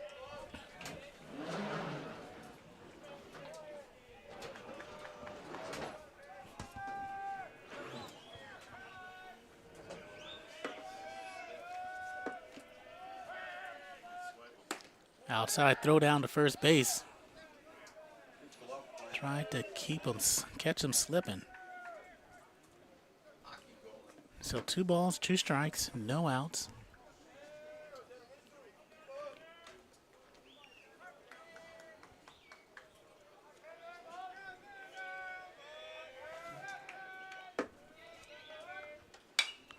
Overhand, foul back to the right side.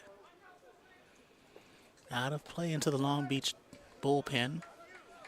2-2 the count. 5th inning on a beautiful day in Mission Viejo, South County.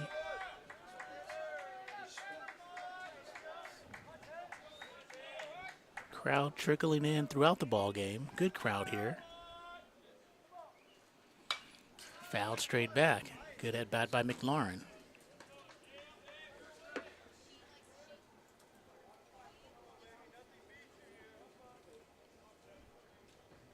Pitch number 7 on the way.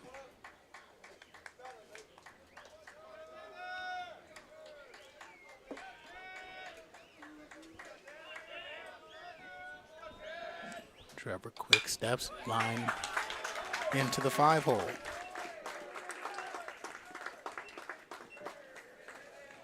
So 2 straight singles.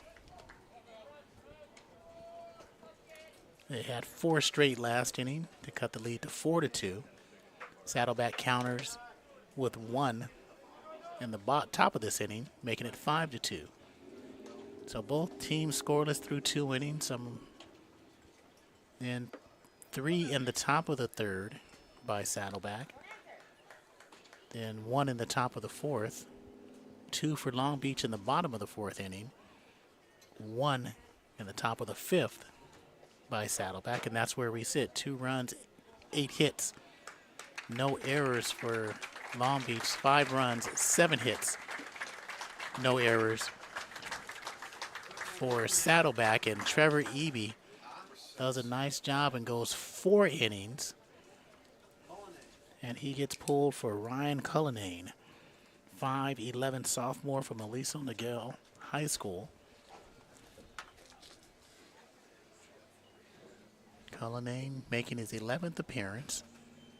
No starts this season, but's got a 2-0 record in 13 innings pitched. Got 8 strikeouts, 6 walks in 13 innings, and 0.69 earned run average.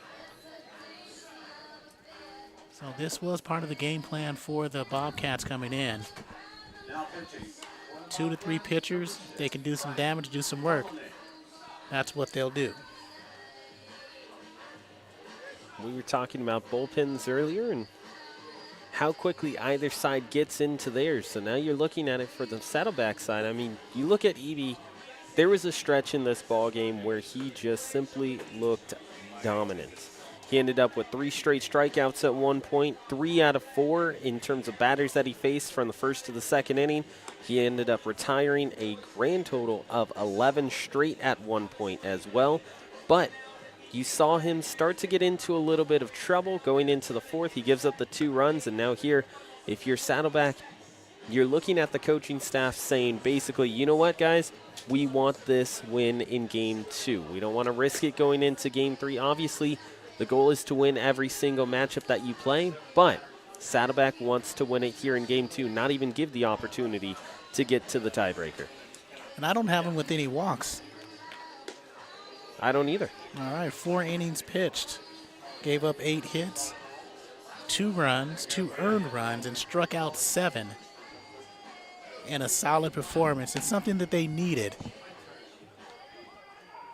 As we sit bottom of the 5th inning. So Cullinane, let's see what he has to offer out of Elisa Miguel.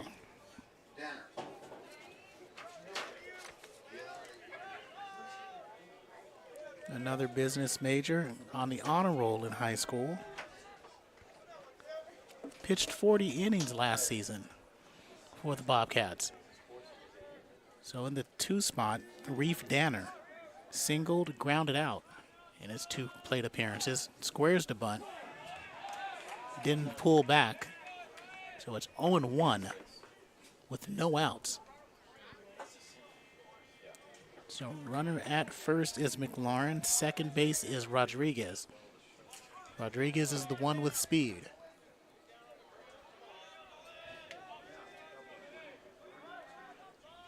Let's see if he squares again. He does. Davini is up with it. Throws over to first. Scooped by Heft for the first out. But the runners advanced to second and third. With 1 out. Let's bring up Malik Clayton, who flew out to center field and struck out. Catcher, number 6, Malik Clayton. Ryan, you mentioned it earlier, 5 home runs, 30 RBI.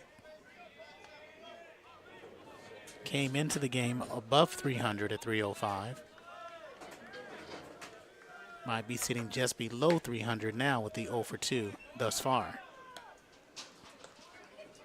In an excellent spot to be able to get yourself not only back into it after those first couple of at-bats, but also get your team right back into it, because all it takes is 1 swing of the bat and you're at even. Cullinane again. 1-2.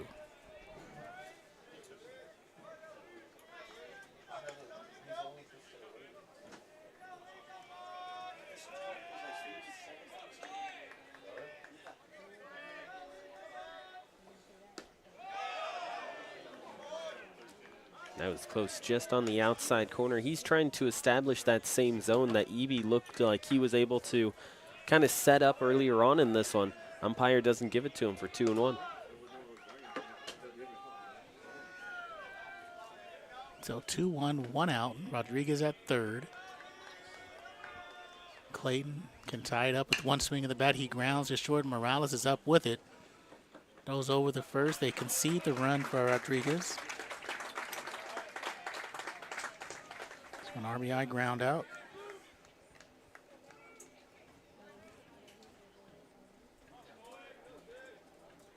And this will bring up Geck. Right fielder number 27, Ryan. Yeah. Struck out and singled. 5-3 your score.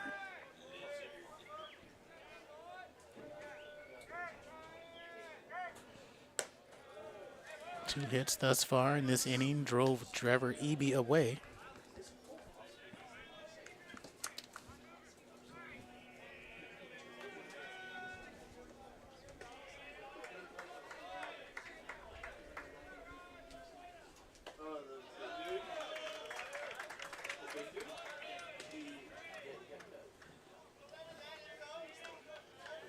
One thing's for sure for Cullinane is that he is very willing to go to the off speed, likes to be able to kind of pull the strings on the baseball a little bit more, get that movement going.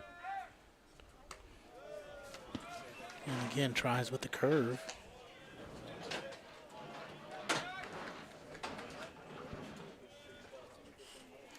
And missed high, 2-1 with 2 outs. Runner standing on base, on second base is McLaurin.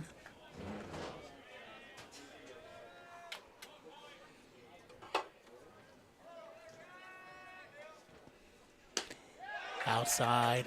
Did he go? No go. Jack Collins.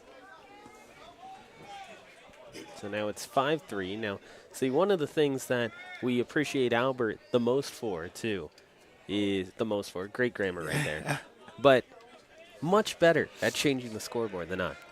You said much more better. Off-speed pitch, foul tip, strike 3. It's one of my many talents and duties to ensure a proper broadcast. And we love you for it. Yeah. It's that and making sure centerfold camera doesn't die, even though it did, but you wouldn't have noticed. Although, yeah, there was clearly a black frame when it absolutely died. 1 run, 2 hits, no errors, and 1 left on base for Long Beach.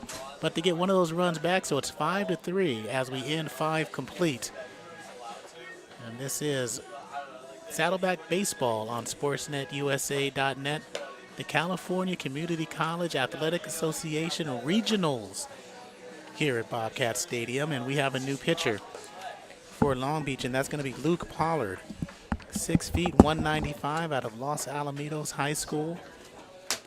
The Griffin this season. 22nd appearance, 2-0, 2 saves this year in 33 innings pitched. 2.45 is that ERA. McGuire, Tanaka, and top of the order, Davini will be the first 3 batters he faces. You got to take a look at that strikeout to walk ratio as well. It's almost at 1-1. So if you are Saddleback looking at a brand new pitcher who's coming into this one, your mindset is going to be, hey, let me watch as many pitches as I possibly can in the early going.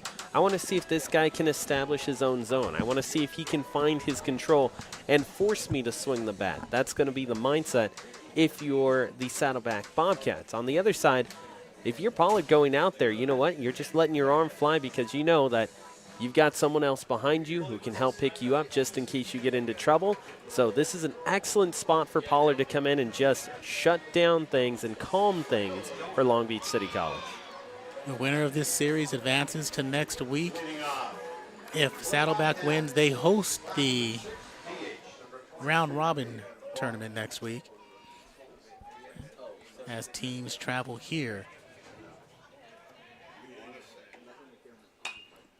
First pitch swinging is fouled back. And we mentioned Grossmont beat Riverside earlier to knock them out of the playoffs. Grossmont was no hit by Saddleback earlier this year. It was a combined no-hitter on February 1st of this year. High and outside, 1-1.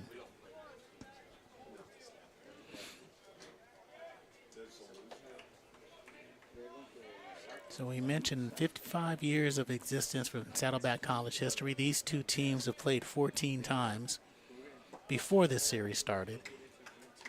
Saddleback came in at a 10-4 advantage after yesterday's win, now 11-4.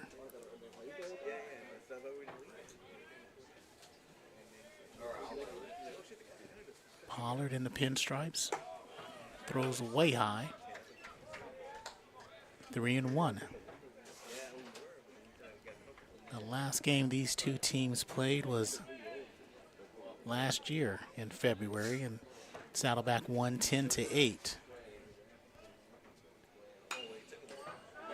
Straight back, runs a count full.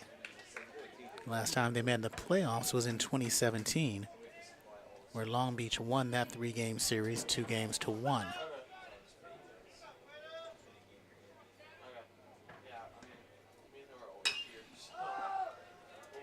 Sky high into left center, all the way from center field. McLaurin, he dropped it, so that's a double for McGuire. An official scorekeeper calls that a hit, so that's going to McGuire at second base.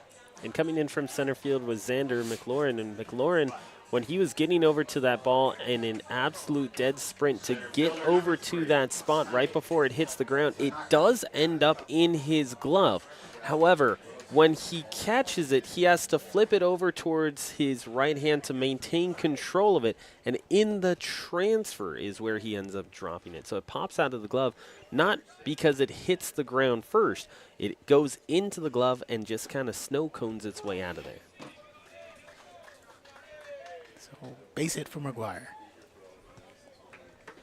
I'm sure we'll have a reaction to that call as well. So with that base hit, Tanaka stands.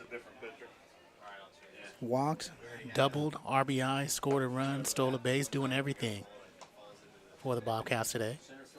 McGuire at second base. Really doing well as he's 2 for 3 today. Throw back to second. A little dangerous.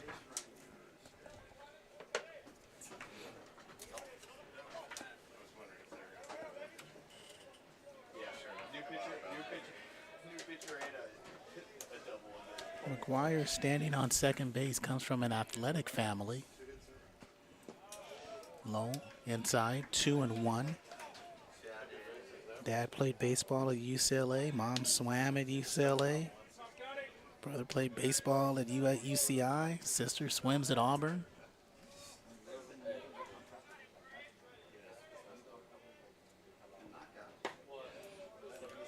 Two inside, 3-1. So no outs with the leadoff hit by McGuire.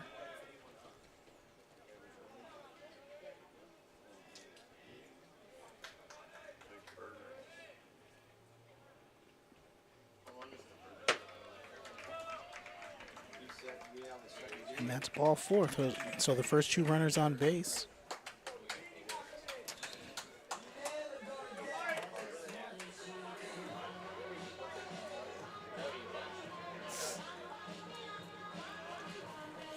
Vinny's coming up. I mean, you saw it earlier and mentioned it. A little bit frustrated when he had to take a walk earlier and then has grounded out since. So now you have a frustrated player coming up to the plate who is one of the best hitters in not only the state of California, but in the nation at the community college level. Outside for ball 1. And with the new pitcher in Luke Pollard, you don't want to give him anything to swing at because he's very anxious. You want to make Vinny chase.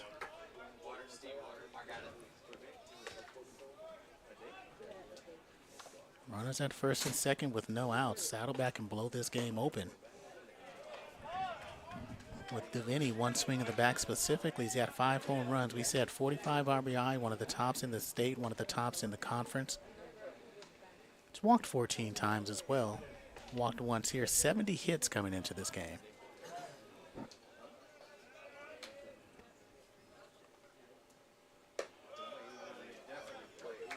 Two and 0. Excuse me, 3-0 is the count. So they've been strategically pitching to Mike all game long. 3-0 count. If it's down to hard, you swing away more, Ryan? No, I think you're patient with it, especially with a new pitcher, because you want to get later and later into their bullpen. You know, it's kind of a repeating statement that we've had over the last 3-4 innings, but you got a brand new guy up there, a guy who's warming up in the bullpen as well. So you watch as many as you possibly can. And he promptly swings at this 3-1 pitch. Schwab can't chase it down. 3-2. What's interesting is over at first, Schwab was initially having a beat on it, but he ends up running into Makani Tanaka. So as he's running into him, loses it for a second. By the time he replaces it, ball goes foul. Yeah, I think that was going to be too tough a catch anyway.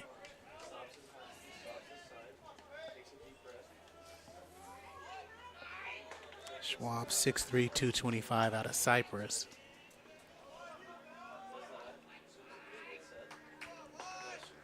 So the 3-2 count to Vinny.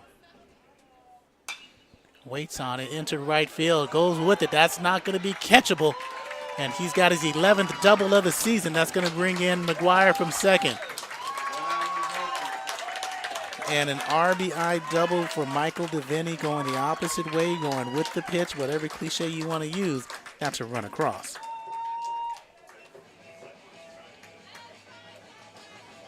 And the other thing is, too, considering how DeVinny was set up in the batter's box as well and where they were pitching him, the entire outfield was shifted over more towards center and left. So it gives him a little bit of extra time because that right fielder is just a step more towards center. And it was a great pitch by Pollard because they pitched where the catcher set up on the inside part of the plate.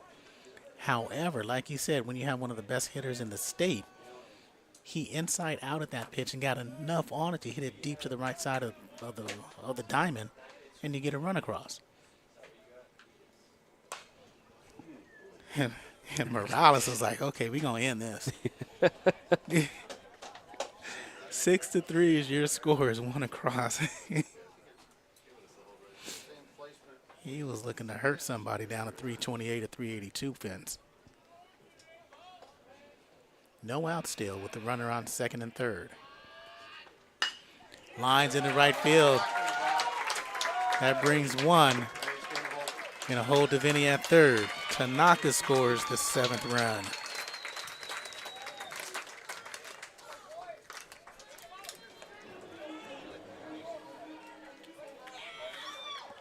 So the third hit of the inning brings in the 2nd run. And Isaiah Morales wasn't fooling around on that at bat. He saw 2 pitches and went right after him. And if you remember to his last at bat, he felt that he missed one just on the inside half where he pops that one up, or flies it over towards left. The previous at bat, 12 pitches that he ends up facing. So he's had some good looks today that he is offered at. Yeah, he smelled them hamburgers and went after it. And Pollard is out in brief. Didn't record an out in his only appearance thus far. And Jorge Amador is going to be out there.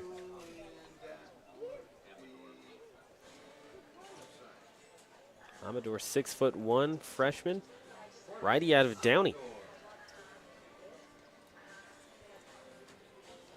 So Amador, his 11th appearance, the right-handed pitcher, is 0-1, 5.91 ERA. Got 1 save this season. And Amador looking to come in and staunch some of this bleeding as 2 runs have gone by home plate thus far. And the top of the 6th inning is where we sit.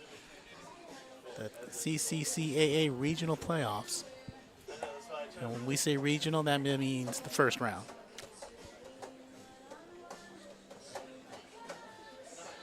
Between Long Beach and Saddleback.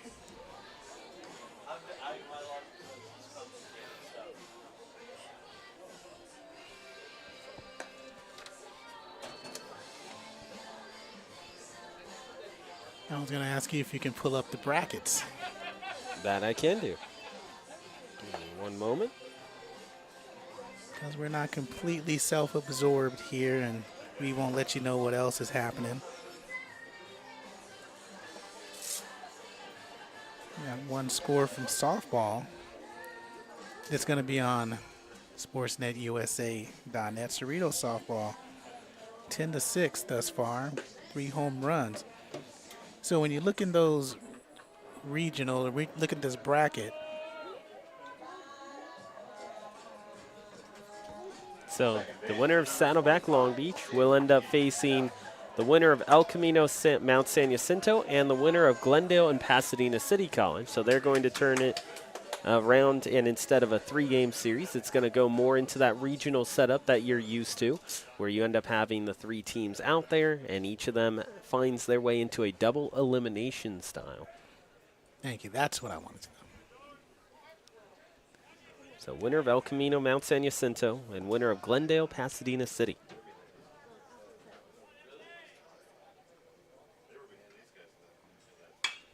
Amador faces Heft, and Heft delivers a deep fly ball to center field. Underneath is McLaurin.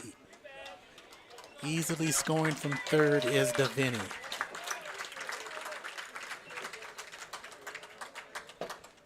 So the 3rd run across.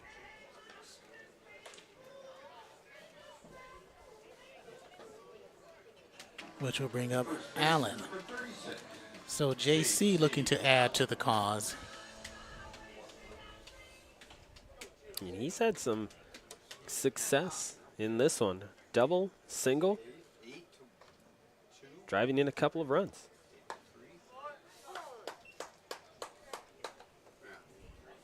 First pitch taken for a strike.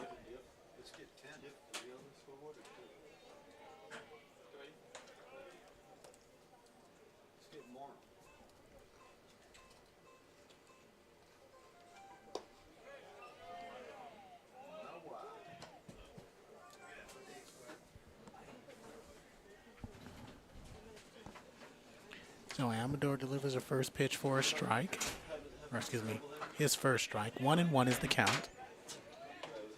Allen flew out, RBI double, single, throw back to first base, gets away from Schwab. And Morales stays at first, not going anywhere with 1 out. So 2 balls, 1 strike, only 1 out.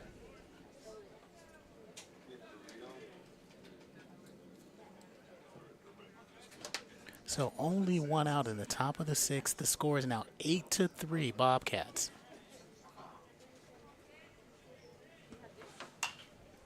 Foul to the right side.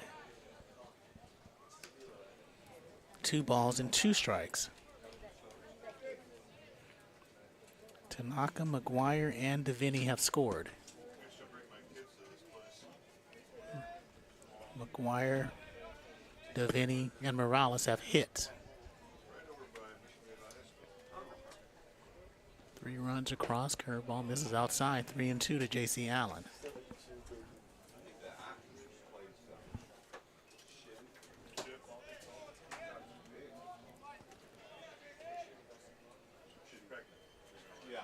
So 400 straight away, 328 down the right field line, 337 down the left field line. Allen throws his bat away because that is the 4th taken ball. And the 4th taken ball gets you to first base. And Cole Koniarski had a sac fly, or excuse me, flew out to right field his last at bat, rounded out to short 2 other times. One thing that's always interesting to me across community college baseball is the acoustics and wind effect that each and every stadium have. Take a look at a place like Golden West, where it goes more from third base out towards right center field. Rodriguez under it. And ain't no wind on that one. No wind, just a win for Koniarski with a big 3-1 blast over the 373 point in left center field. And it is now 11-3 Bobcats on 11 hits. What was you saying about wind?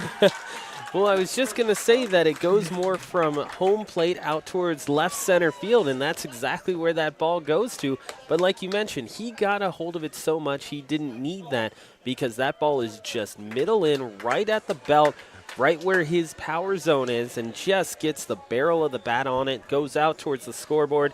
And you take a look at Danny Rodriguez. Rodriguez actually played it pretty well. He got to the spot that he needed to, got up to the fence and jumped up. His glove was there, but just a little bit too far, as getting that 3-run shot for Koniarski. He, well, put it plainly, he put some bat into it. 6-run 6th for the Bobcats. Fastball misses high, 2-0. And for Koniarski, that was his first home run of the season. 15th RBI. 3-0. And the air has deflated from the Long Beach side.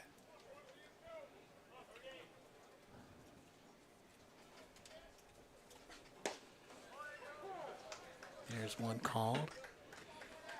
3-1. And we talked to the coaches, we talked to a couple of the players, that this is the type of game that they wanted and needed moving forward to next week. And that's what they And Schwartzberg lays into one. Back-to-back Gonas. They go Bill Murray on him. That is a fact. Well, you look at the previous 3-run shot, we were trying to figure out whether or not it was just going to get out of the reach of Danny Rodriguez and get its way out. On this one, absolutely no doubt about it. That one was going towards that left field corner and cleared it by at least 30 feet. Again, middle in, right where he liked it, and was able to turn on that one as quickly as possible. 337 down the left field line. That went 357. I was gunned out of here.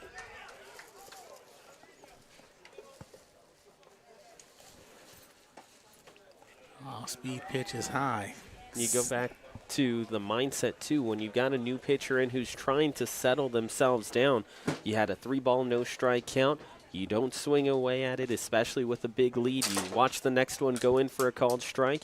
And, you know, with a new guy trying to settle himself, he's going to try and put it in towards the middle part of the strike zone and get himself back into the count. And not much you can do on it, but watch it fly. And for Schwartzberg, his first home run of the season.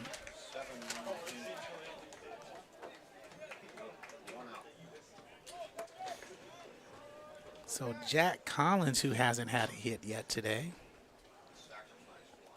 saying if everybody else gets a on base, might as well. I should too. Nice bounce to Danner, and that's a base hit. Legs it out for the 6th hit of the inning. 7 runs in the inning. And it's tough placement there for Danner. It is that nice high hop that you want as the second baseman getting over to it. But the placement of it just over top of the mound, more towards center field, by the time that he is able to set himself for the throw, he's already in the center field grass and trying to throw across his body. 7 runs, 6 hits thus far, and the person that started this inning off, Cade McGuire, lays into one into center field, giving chase is McLaurin. That one he grabs.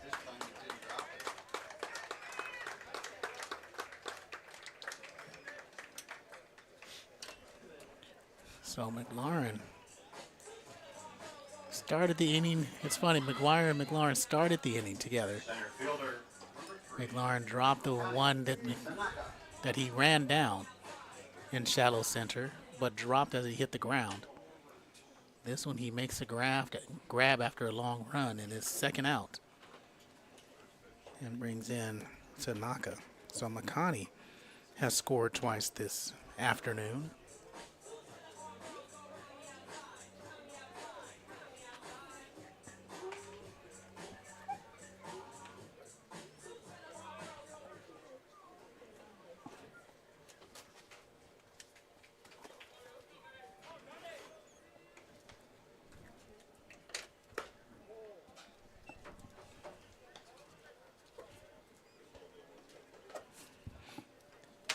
So Tanaka takes the first pitch for a ball, 2 outs. 7 runs, 6 hits this inning. Long swing, 1-1. Jay Carr is the one who's warming up in the bullpen for Long Beach. Left-handed thrower, 6'5", 270.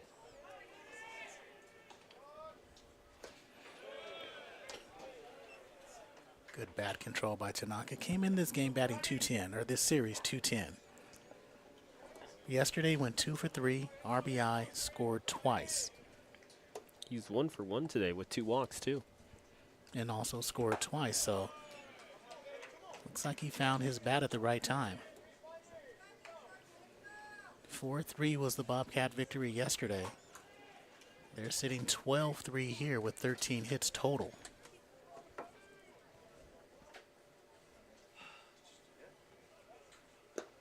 7 runs, 6th inning continues with another walk, his second walk of the inning.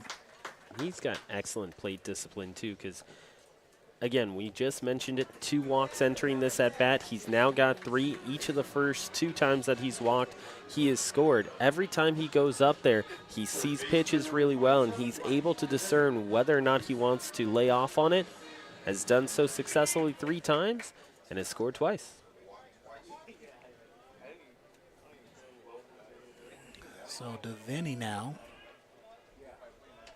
doubled his other time up this inning. First pitch swinging, center field. McLaurin goes back first and then comes up, and it bounces over his glove. It's going to be a hit and an error.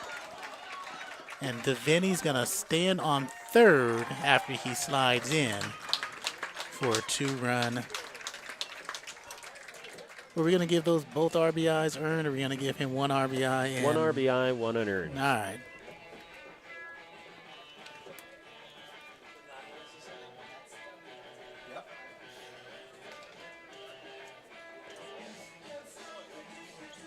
Shortstop, number 1, Isaiah Morales. So you give him a single and a 2-base error.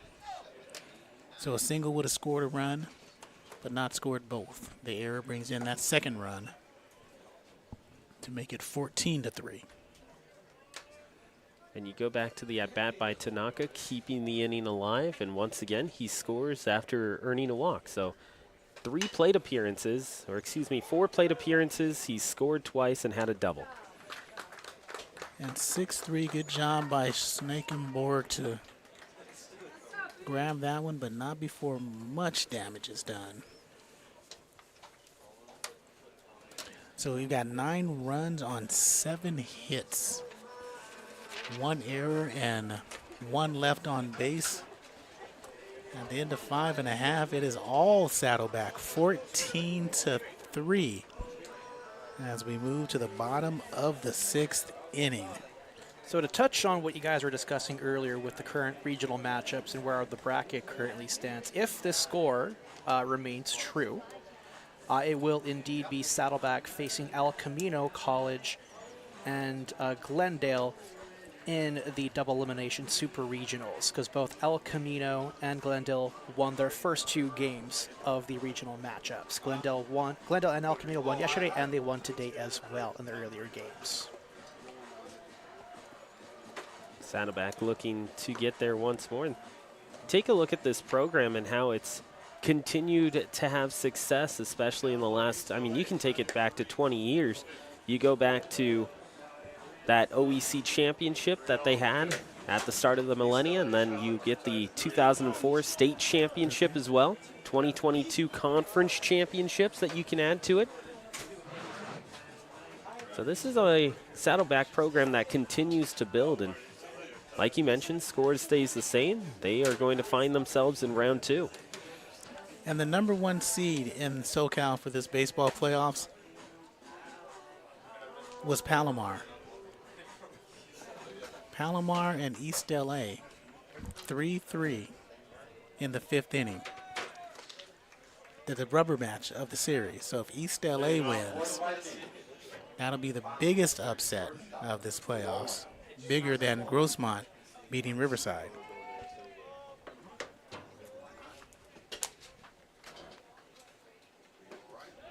And Cullinane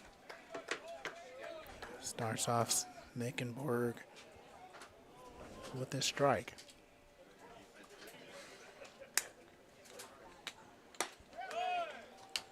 Good frame by Collins, but not good enough. 1-1.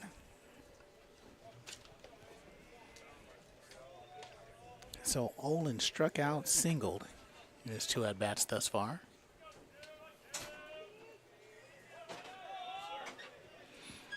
One pitch is a curveball, making it 1-2. And he was part of that successful run in the 4th inning that continued with him getting the second single of the inning right after Geck, and then he ended up coming around to score. Second run of the game for them. This one's in the shallow right field. Underneath is Cole. Shades his eyes from the sun, making the first down, and bring up Mr. Justin Santoyo, the 3rd baseman out of Pacifica High School. 6'1", 185-pound sophomore.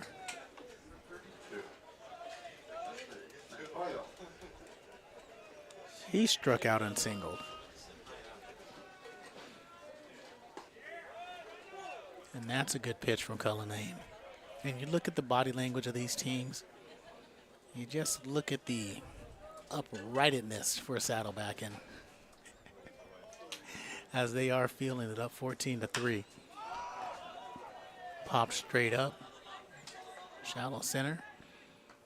Tanaka yelling ball. He gets ball for the second out. And Schwab now. You like the fundamentals there from Tanaka in center field. Yes, he's in center field. That ball is clearly into center field, but just to make sure you call off your other outfielders, you call for that. And yeah, it's in center, but the fundamentals allow for clear communication in the outfield.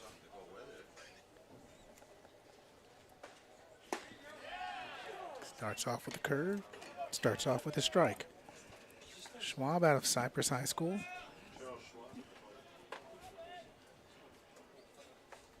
.39 hits this season. Ground ball to Vinny, up firing, foul ball. 13 doubles for Schwab. The .322 average. The first base person steps in and looking to put some positivity in this at-bat. No one warming up. In the Long Beach bullpen. Outside. 1-2. Saddleback wanted it called strike 3, but again, everybody saw 2 outside.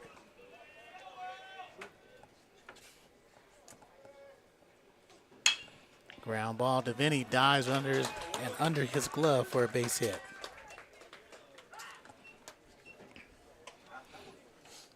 So bottom of the 6th inning, and a runner on first is William Schwab, and coming up is Evan Vasquez, who struck out, grounded out. 0 for 2 today. First time facing Cullinane.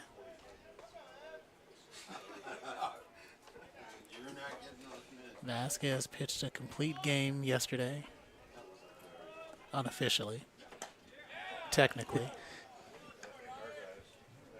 There you go. Technically. Technically, He pitched a complete game. Yes. As everybody knows at Sportsnet, one of us is technically challenged, so technically it was. Technically correct is the best kind of correct. Yes. Designated hitter today. Looking to put across a couple more runs. They've got 9 hits, but only produced 3 runs. 14 hits and 14 runs is efficient for the Bobcats. Ground ball to Morales slowly. Scoop, throws out.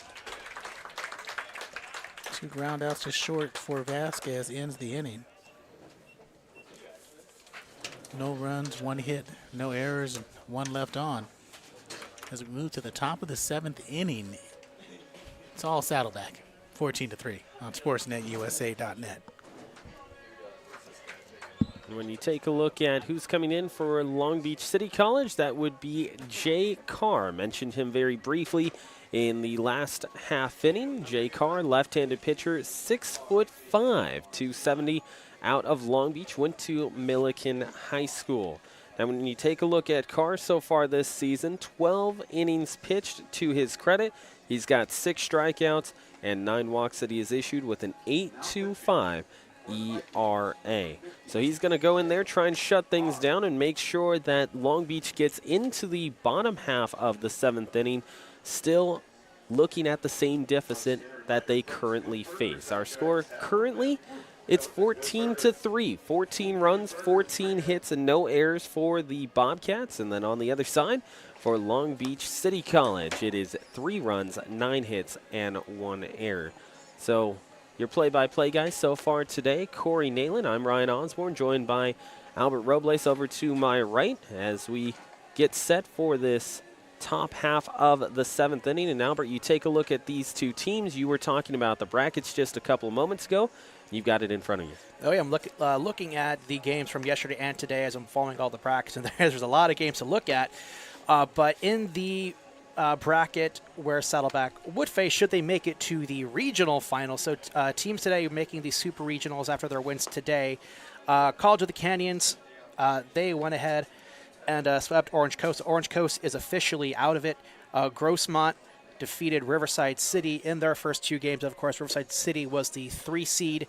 Drastic upset in that bracket. So Grossmont, the number 22 seed, they are advancing.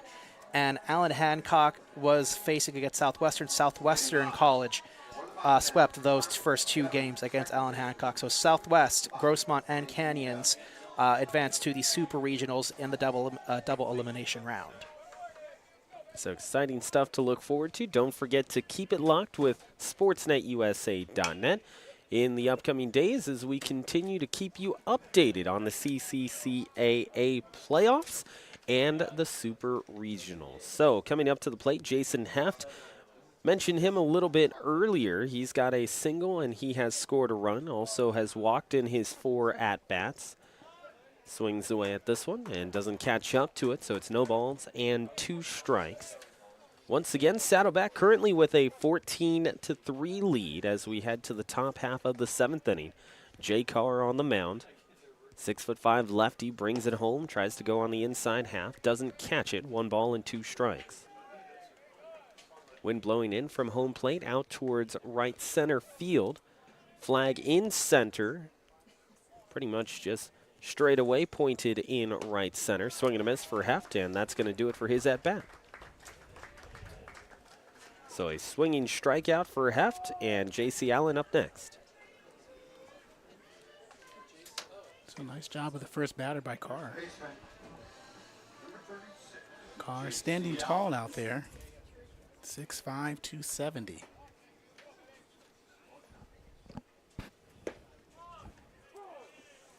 And so far, he's thrown 6 pitches, and 5 of them have been strikes.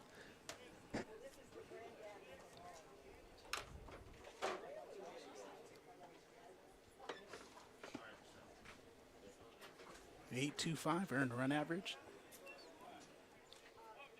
I think now in the top of the 7th inning, both teams realize 14-3. As Mark would say, anything is possible and the glass is half full. Saddleback is thinking, let's get on up out of here. Long Beach is saying, let's just get through this inning and see what happens.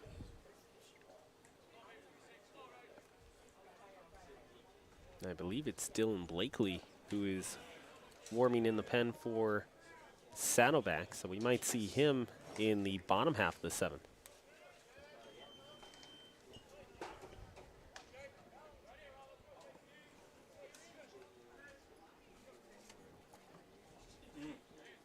Well, he was there. Okay. Carr delivers, and that's a base hit.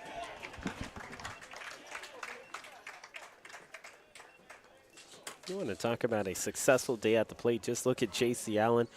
Been up to the plate 5 times. He flew out in his first at-bat in the first inning, then a double in the 3rd, a single in the 5th, walked in the 6th, came around to score, and now has a single.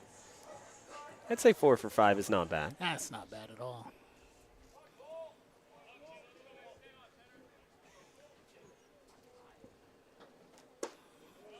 Some at sportsnetusa.net would say since he didn't go 5 of 5, that's, that's lacking. Not a complete game, if you will. Not a complete game.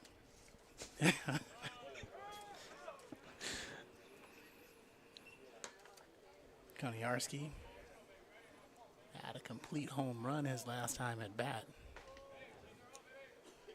He's the one who blew the game open. 3-run home run.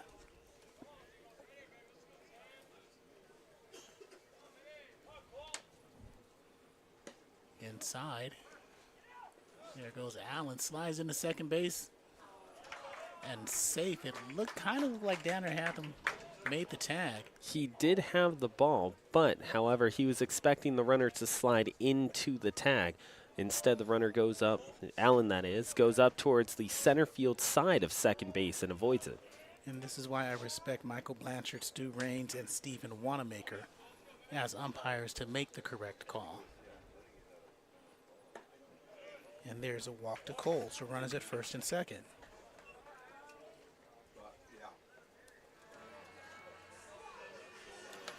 We've been around the game of baseball and athletics a long, long time. Do you subscribe to what some people think is you can score too many runs, or can you ever score too many runs or score too many points in a game? You can never score too many runs. Okay. And the reason why that is because not only does it give you confidence, it gives you an opportunity to kind of open up your bench at times as well. And there's an error on Snackenberg. And that brings home Allen from second base. E6. And runners at second and third.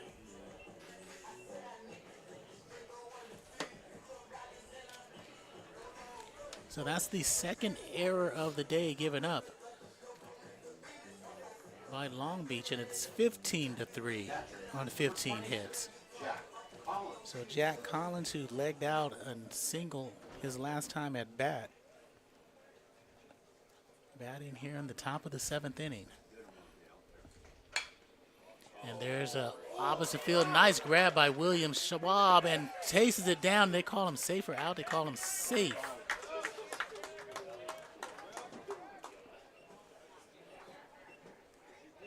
So great grab by Schwab, trying to race him down, but Collins, another infield single. And this one brought home a run. And this is what we're talking about in terms of can't score too many runs because it gives you an opportunity to get guys who wouldn't normally have an at-bat, or at least early in their careers in this type of situation in the postseason. So now you get a chance to see Blake Demos, the 6-foot freshman out of Beckman High School.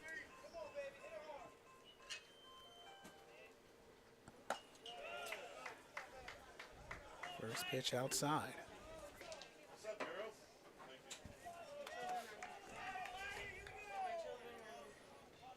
Demos business administration majors, what it says in the bio.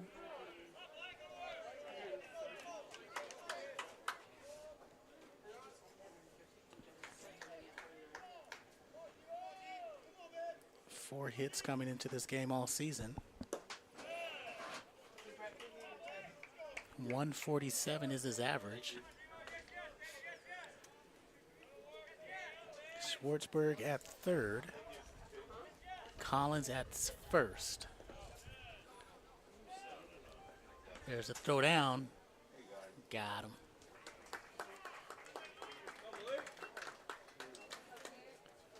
Again, nice tag by Danner. That's out number 2. Demo still at the plate with a 3-1 count.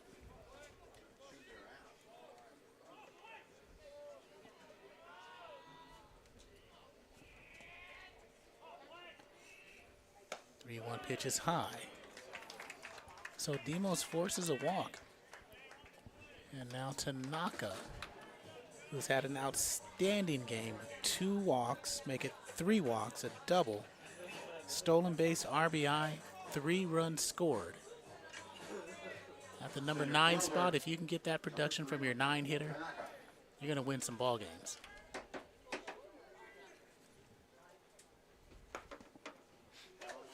(16-3) the score.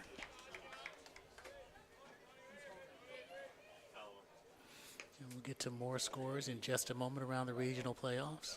I've got him.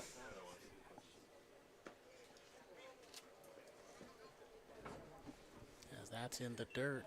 1-1 is the count.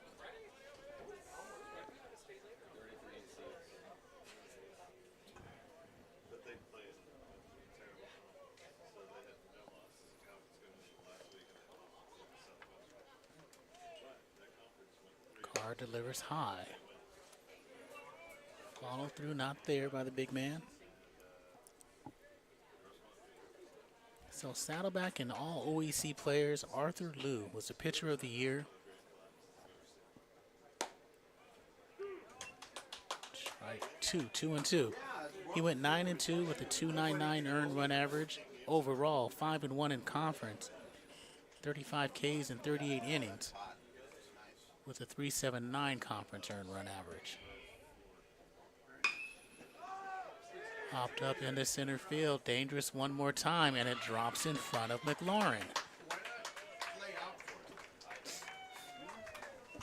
It's a tough read there for him, too, because that ball had a lot of topspin to it, and it just felt like it initially, off the bat, was going to have a little bit more carry to it.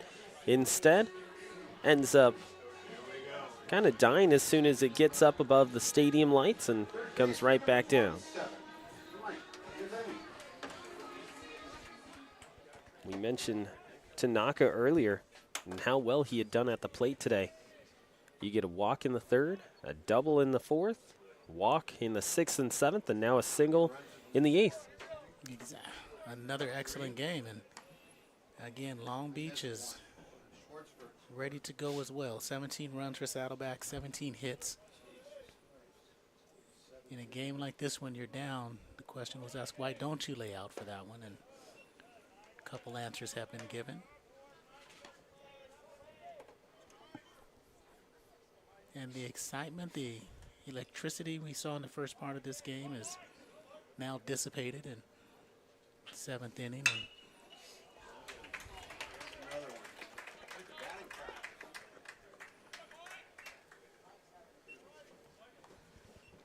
four runs, 4 hits this inning.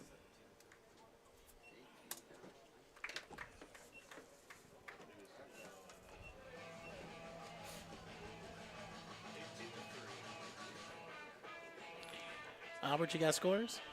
I do got scores. Let's go ahead and get some scores while Saddleback here takes batting practice. So Palomar versus ELAC. Palomar won their first game yesterday 11-2, and ELAC responded with a 2-1 win this morning. Currently in the top of the seventh, ELAC and Palomar are tied 3-3. Fullerton beat Chaffee in their 2 games, so they will be advancing to the next round. Quest and LA Valley are tied in their series 1-1. And let me take a look at where they currently are right now, because I totally just lost it. Let's see. In the bottom of the 6th right now, LA Valley leads Cuesta 4-3. So if Cuesta hangs on there, they will advance. Cypress beat Saracoso in their 2 games, so Cypress will be advancing. Santa Barbara College is facing Golden West right now. Currently in the bottom of the 9th, it is 11-5 in favor of Santa Barbara. Since Golden West won their first game, an SBC win will tie the series. And with the strikeout there, that'll end the inning. 4 runs on 4 hits and 1 error. So at the end of 6.5, it is Saddleback 18, Long Beach 3 on sportsnetusa.net. We got a new pitcher, and we'll get to the new pitcher after more scores from Albert. Yeah. So Santa Ana was facing College of the Desert, and Santa Ana has won both of their first 2 games against College of the Desert. So Desert is no longer in the bracket. And that's all I got until the remainder of these last couple of games between Palomar and ELAC and Cuesta and LA Valley. And Ryan Osborn was correct. That is Dylan Blakey, the left-handed pitcher. We're not just going to get a new pitcher, we're also going to get a full new battery. So you go Jason Wright behind home plate, 6-foot righty out of Westview. So new catcher as well, just making sure that everyone has that. But yeah, brand new battery mates, and we'll double check on who else is out there. Jason Wright, once again, now behind home plate. Catching number 40, Jason Wright. And due up for Long Beach, Rodriguez, then top of the order, McLaurin and Danner. Vinny at third, Morales at short, Heft at second. Allen at first. Koniarski in right, Tanaka in center, and Schwartzberg in left. That stays the same. Fielder number 5, Danny So Rodriguez. the only thing that changed was the double A's, or triple A's. And just to show you that we're not just SoCal homers, we'll read you some of those NorCal scores in just a moment, see how they're doing in the northern part of the state. And Blakey pitched the first one for a strike.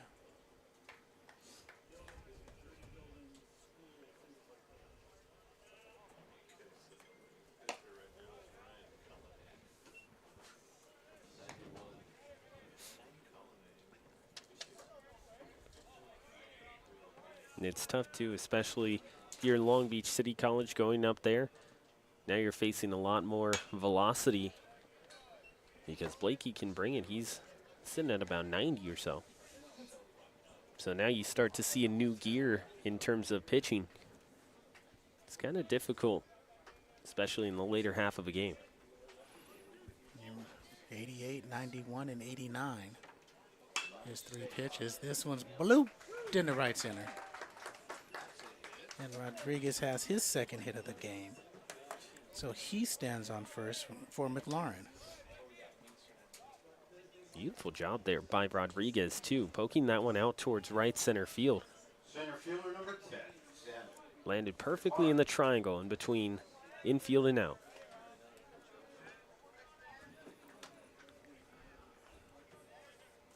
So McLaurin has 2 singles, a strikeout, and a snap of the glove, and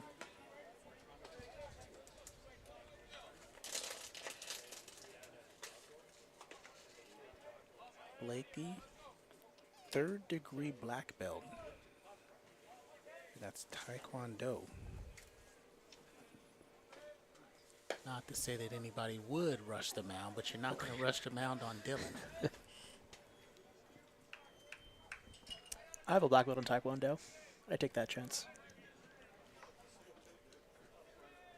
Like I said, nobody's rushing the mound on Dylan.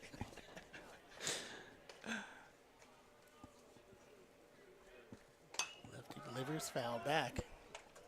Ooh. Pedestrians beware. 2 balls, 1 strike, no outs.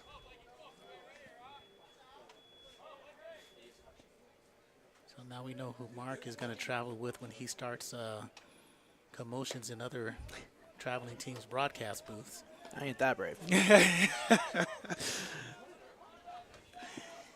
Because you know it's always Mark's fault. Like Peanut if I get it something, I did Yes. it to myself. But like if a teammate doesn't, I'm like, bro, that's all you. Oh, no, you got to take one for the team. Delivered left hand. Heft chases it down to the right side. Side arms to first for out. Number 1. Like I'll be that guy that reluctantly runs out of the bullpen. Like, okay, I guess I got to do this. 18-3 on 18 hits. 10 hits for Long Beach, 3 runs. Reef Danner. Been on base 1 time, 1 for 3 today. Reef is also a product out of Los Alamitos High School. 5'9", 145. That's not a second baseman build. I don't know what is. Good glove work out there. As a team, Long Beach bats 284.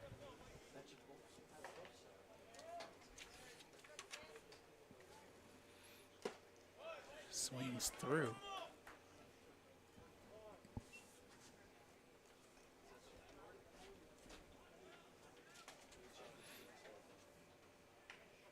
Blakey is a second team All OEC.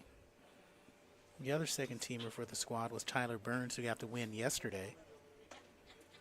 And Coach of the Year, Defensive Outfielder Player of the Year, Pitcher of the Year. They didn't get Player of the Year, which we were talking about that this week, as it seems like coaches and voters don't want to upset or annoy anyone. And so they want to make it more well-rounded or even. because you really could have made the case for Michael Devaney as the OEC MVP.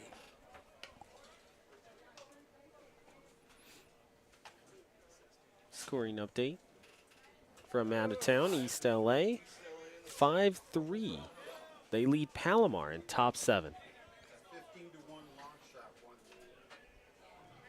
So the number 1 seed is in trouble in SoCal. The number 3 seed is gone. The number 2 seed here with Saddleback is standing strong. You know, everyone gives you the cliche. It's not necessarily. Palomar's up 5-3. Or they're down 5-3 in the 7th. It's not necessarily about the regular season as much as it is winning in. I'm not a fan of that cliche, but when you take a look at just what can happen in the California state playoffs, I mean, we see it year in and year out where you see a bunch of teams who don't necessarily win the title, but they'll have these long, unexpected runs where you'll look at a team who's like a 16 seed or a 10 seed, and they just go all the way towards the state finals. Whether they win or not, it's still impressive to see those runs happen. You also take into account like how a team finishes their season, and like look for ELAC. I mean, they might have finished season strong. Granted they did not have a good first game against Palomar yesterday, but clearly today it's been all East LA so far.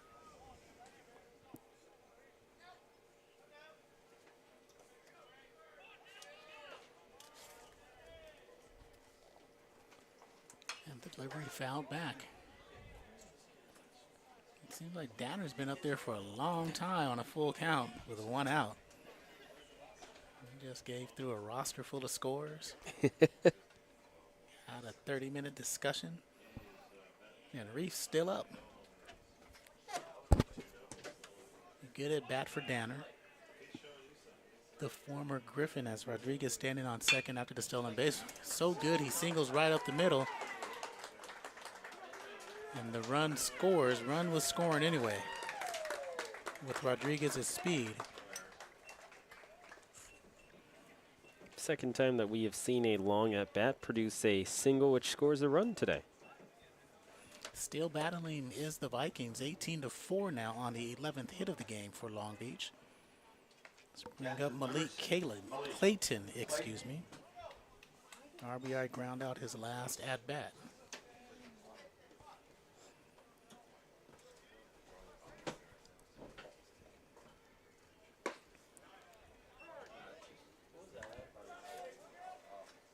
Blakey delivers a strike there, 90 miles an hour. Bottom of the 7th inning. We walked in here earlier and it confused me, Ryan, a little bit looking at the scoreboard. We're in the bottom of the 7th, but the visitor is the home team. But the home team is a visitor on the scoreboard.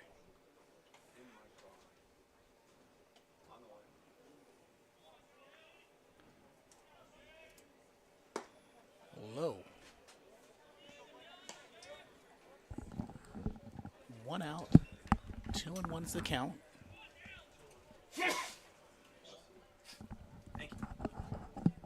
So Palomar in trouble against East LA. They're the top seed in SoCal. Santa Rosa's the top seed in NorCal. Foul tipped back. So 3 weekends of regionals. And 2 teams from each region. That's NorCal, SoCal. Advance to a double elimination state championship tournament. It's going to be from the 27th to the 29th. Could be the 25th through the 29th, I believe. Folsom Lake College is the host this year. There goes Danner. Ball skips away out of play. Danner takes second. 3 balls and 2 strikes.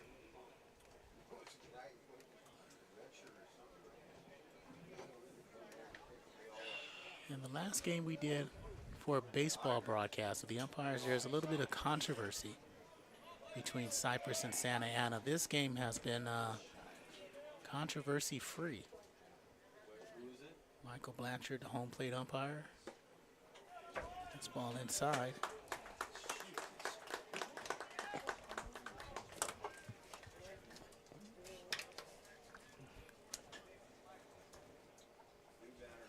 Mutual feelings abound as we have a pinch hitter.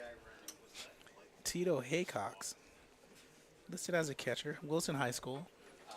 He's a local Long Beach product.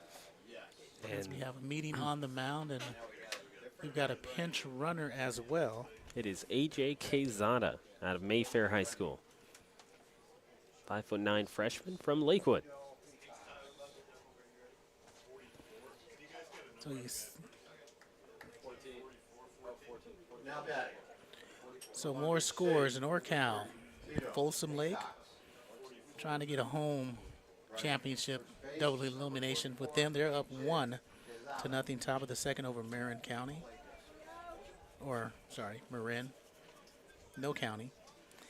Merced is up on Cañada, top of the third, 2-0. Best 2 out of 3.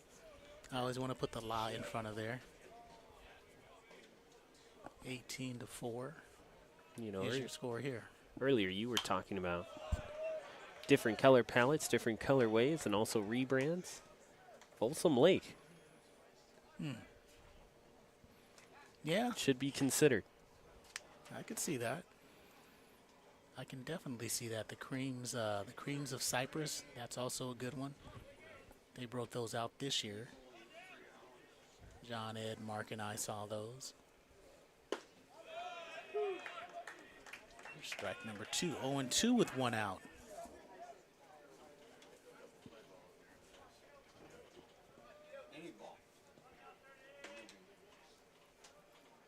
No score in the Mission Skyline game. Of course, that hasn't been posted yet.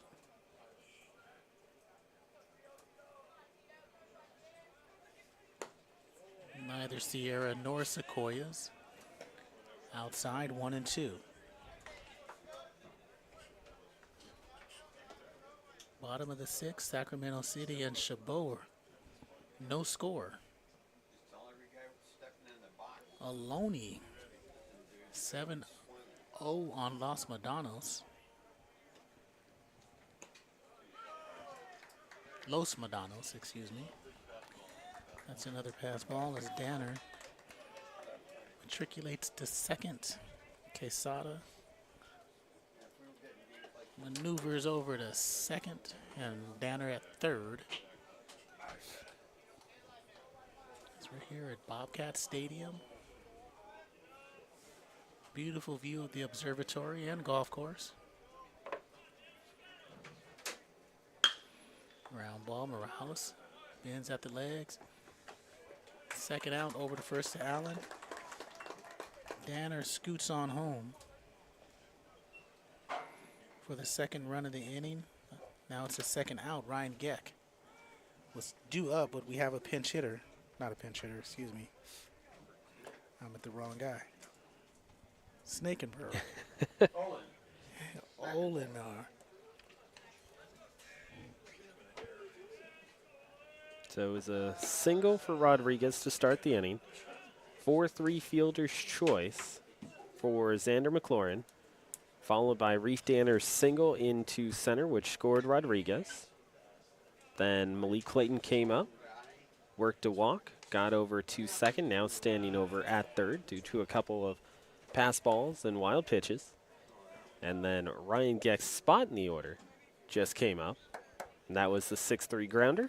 And now it's Snackenberg up next. That's why I can't do these by myself. Curveball. Back door, broke a window for a strike.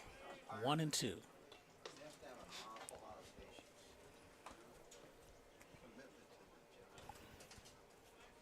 And I read that score wrong for Maloney and Los Medanos. It is 9-7. Los Medanos over Aloni. What you get for not wearing glasses, gentlemen. Bottom of the 9th, Cabrillo down 3 to San Joaquin Delta, 6-3. We sit at 18-5 in the bottom of the 7th. 2 runs across for Long Beach. 2 outs here, full count. to Olin.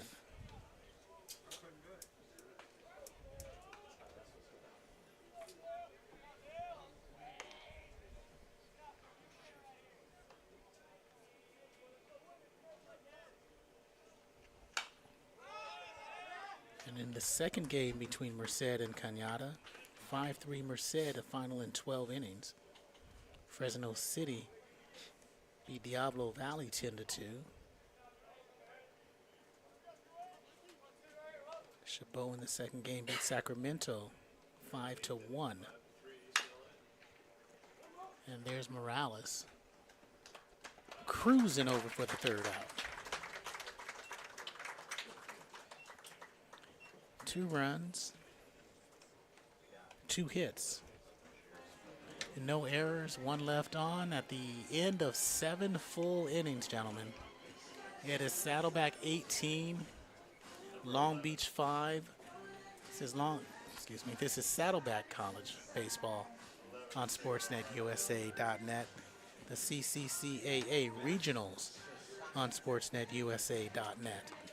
Cypress heading to next week. They beat Siracoso 11-0. Canyons, as you guys mentioned already, beat Orange Coast. Not bad. Mission beat Skyline 3-2.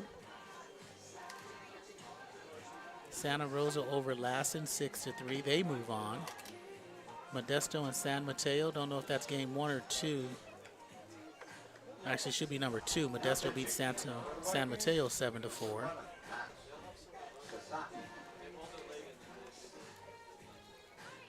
And as you guys mentioned, Santa Ana moved past Desert. So we have feedback from a listener saying, thankful that there's no mercy rule or run rule in the game of baseball. That's a conversation that we've had before. As the new catcher, it's going to be Tito Haycox, who came in and pinch hit for Clayton. Pitcher in the ball game is going to be Max Sasaki.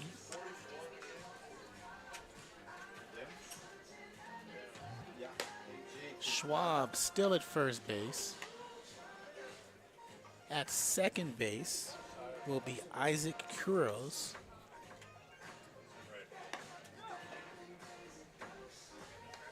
So Kuros at second base. Olin stays at short. Santoyo still at third base. Left field is Rodriguez. Center field is McLaurin. And right field is A.J. Quesada.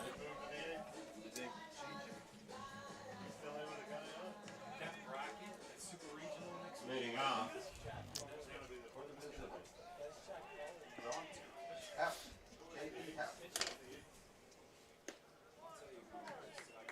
So Quesada rounds out the defensive lineup right now for the Vikings. And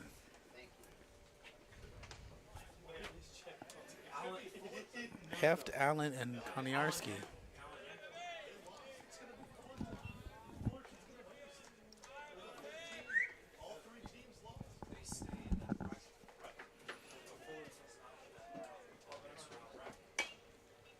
Yep, fouls at third base line. So it's interesting. So Albert, you saw the brackets. Who's going to be hosting next week? We know Saddleback is going to be hosting Glendale and El Camino.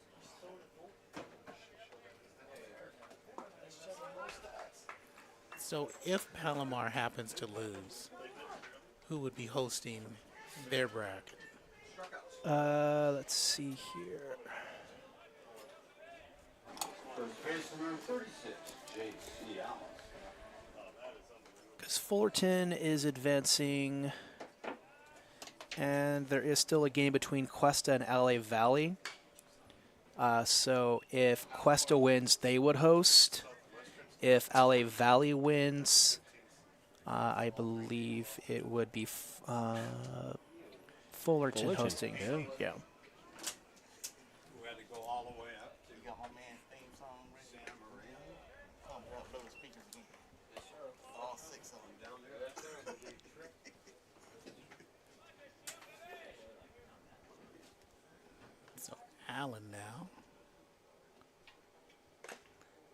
Swings through a fastball from Sasaki.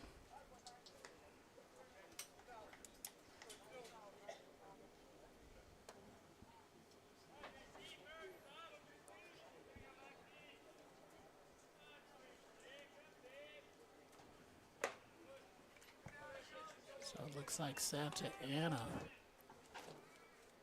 is going to host their bracket. So more games on sportsnetusa.net. 18-5 we sit. Allen flew out to center. RBI double.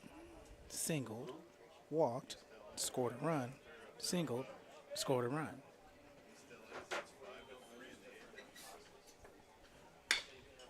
Ground ball over to Olin. Strong throw to Schwab. 6-3 for the second out. T8 is the inning we're in.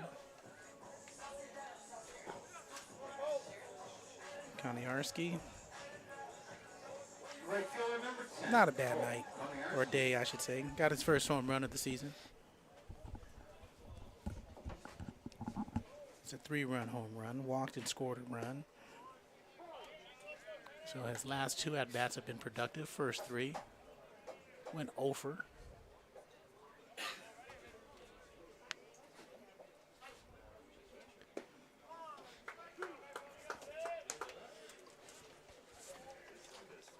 And you know, one of the cliches about, games that aren't necessarily as close as we've seen others is to talk about the weather.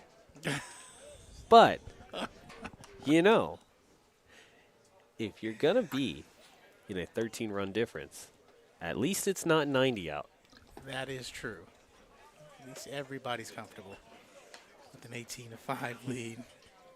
Cole was first-team All-OEC last year. This year had some injuries. All-time hit leader at Ayala High School. Curveball, ground ball, left field line. It is fun to go to different bios and check that type of stuff out, because you look at all of these athletes and you think to yourself, okay, each one of these athletes were really good or exceptional at their high schools. And then they come here to Saddleback, and each one of them is very good and has the opportunity to contribute more. Olin scoops, throws, Schwab tags. 6-3 to end the inning. No runs, no hits, no errors. So bottom of the 8th inning, 18-5. All Saddleback. No runs in the first 2 innings. They put up 3 in the 3rd, 1 in the 4th, 1 in the 5th, 9 in the 6th, 4 in the 7th, none in the 8th. And we have new pitcher, Joshua Meekins. So Josh Meekins, 6 foot 195, out of San Diego. San Diego Christian High School. Meekins making his 10th appearance of this season. 11 innings pitched, 4.91 ERA.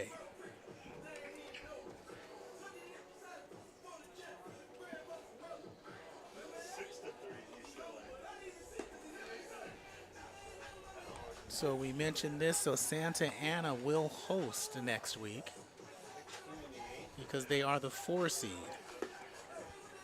Cypress, the number 5 seed, they won, so they're traveling to Santa Ana. Saddleback, we're going to assume they're going to hold on. We're going to assume they're going to hold on to this victory. And they will host next week. And Albert, you said that's going to be Glendale and El Camino. Yes. Okay. El Camino, I think they're the top fielding team in the state, or one of the top 3 fielding teams in the state. Leading off for the Vikings. Glendale looking to get over that hump and try to play up to what their potential is.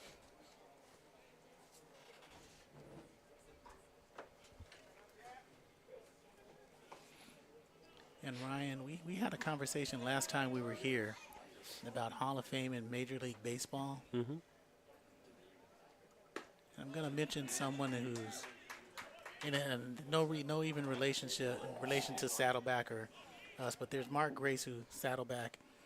We had a conversation. Is Mark Grace a Hall of Famer? Now, since the Hall of Fame has become the Hall of Very Good, not Hall of the Greatest of the Greats, you can consider that. You'd say no, but you can still consider that. My question is, Jimmy Rollins is going into the Hall of Fame, right? Isn't? Is. MVP. Multiple Gold Gloves. Yep. World Series. Yep.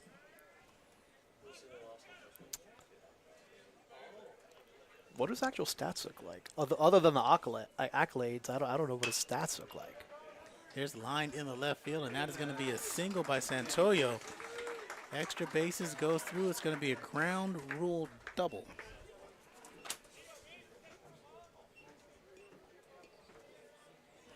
I'm going to say yeah, because my whole thing is if you let Scott roll it in, and, then yes. So William Schwab now steps up, singled his last at bat. And Tim Wallach, where did he go to college at after Saddleback? I believe that would be Cal State Fullerton. Would he And be considered the greatest Cal State Fullerton baseball player ever? there's a very good argument, yes. Yeah. If we're talking about Cal State Fullerton, because he won the Golden Spikes Award in his time there, was a two-time All-American, if I'm not mistaken. And he also went top 5 in the draft, if I remember correct. Unless you want to count Justin Turner being a bat boy, but other than that, I'd have to say say Tim Well, Wallach. Okay. I mean, Justin Turner was good there. He just wasn't Tim Wallach. He wasn't Tim Wallach, Phil Nevin. You can also go to Mark Kotze, too.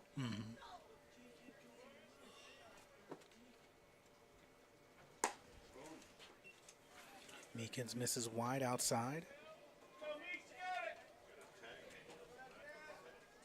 So Santoyo is standing at second base.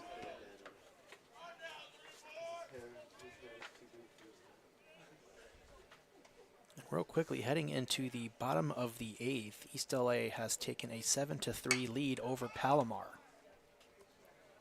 East LA's feeling at another California Community College sportsnetusa.net error. Error, A-I-R-E-R. Hey, it could be. Air partner. Stream team. And you know what? I'll go back to your previous question on Jimmy Rollins. Okay. Is he a Hall of Famer? Yes. And why, you ask? Because I haven't seen a guy start that many years at shortstop for a major market team and not hit 300 once. That's impressive, actually. You get an MVP, don't hit 300? That's just how special his season was. That's what it was. What year was that? That should have been the 2007-8 season. Yeah, okay. Sounds about right. Was it the year that they won the World Championship? Because if it was, that was 07. It was 07 that they won in 08. Okay. He won it in 07. Okay. I like to think 09 never happened. Schwab goes down and gets one. Rounding the left field, up with the throw is Schwartzberg, not in time, scoring is Santoyo for the 6th run of the game for the Vikings.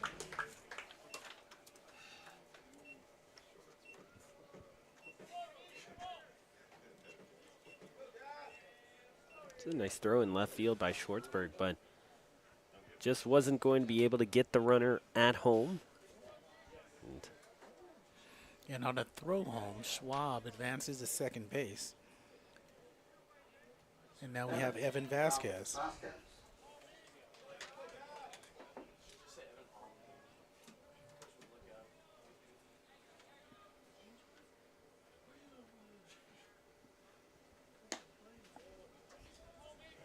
Fastball outside.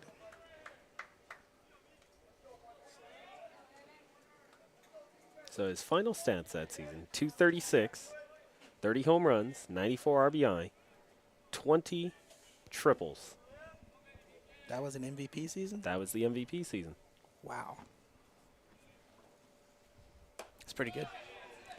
It's good, but at the same time, you're under 100 RBI. You're under 300 in batting average. Your on-base percentage is sitting at about 360. But like they said, I'd rather be the pretty good, not worst MVP. I'd rather be the worst MVP winner than the best MVP loser. Lined in the left center field, another base hit. That's going to bring in Schwab. I mean, at that point, and I guess, you know, being a fan of a certain team in Southern California, can't complain too much considering that 1988 season. And you got to give it to somebody. You do, and that 1988 season, you know, Kirk Gibson wins the MVP award. He doesn't have the best stats that season, but it's just what he meant to that team because he was the most valuable player in the NL that year. Not the greatest individual stats, but it's what he did in the regular season for that team that helped them progress. 18-7 now. 14th hit by Long Beach. Foul tipped. And there are no outs here in the bottom of the 8th inning.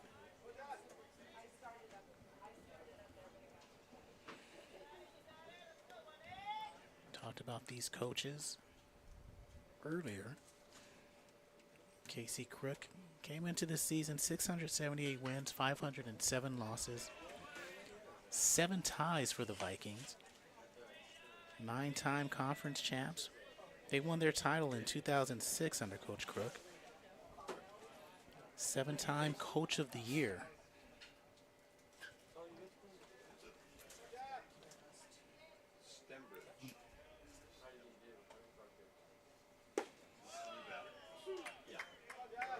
So pinch hitter is Justin Stimbridge, 6'2", 225, Griffin from Los Alamitos.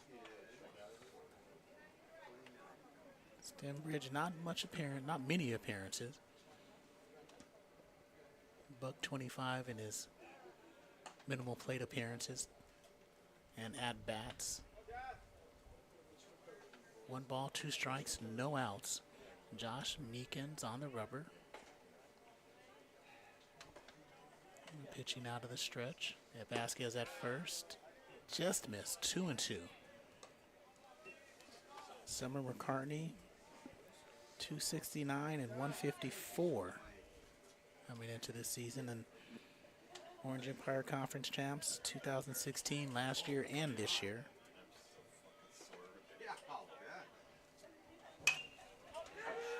And Stimbridge coming chase it, and a bloop single into center field. Runners at first and second. Long Beach showing signs of life.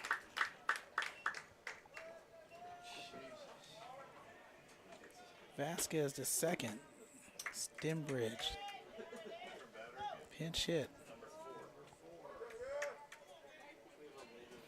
So top of the order, McLaurin, but he's going to be hit for by Jake Marr.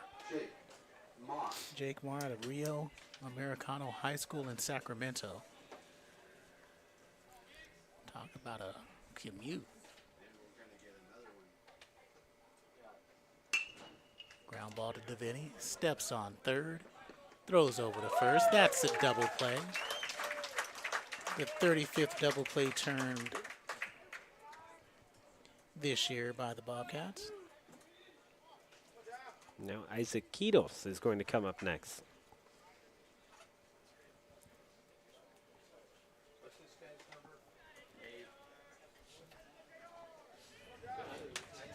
So Isaac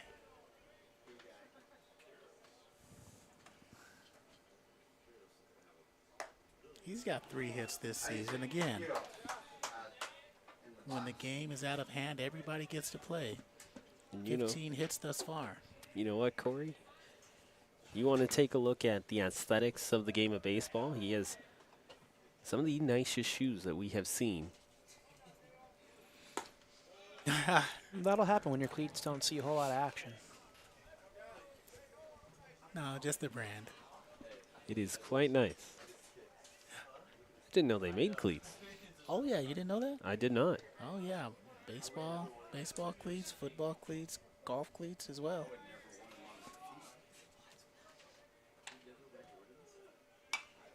Foul back, Isaac does. Isaac's out of, like you said, Downey High School. Stembridge standing on second base out of Los Alamitos.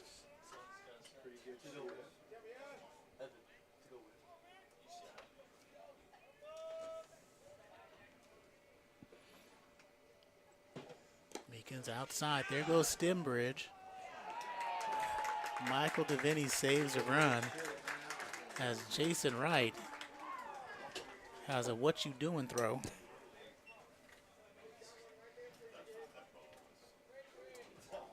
With 2 outs, you let him take third base. 2 balls, 2 strikes, 2 outs.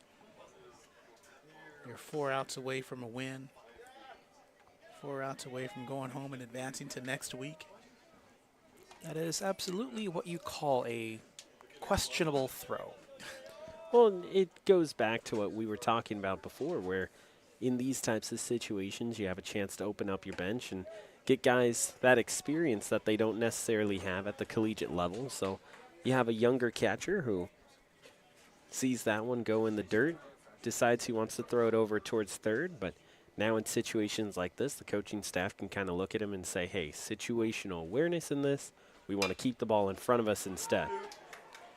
And a bloop single's going to drive in one. Kuros says, I'm not stopping at first. Let me get my jersey dirty, as he slides into second with an RBI double. It's the shoes.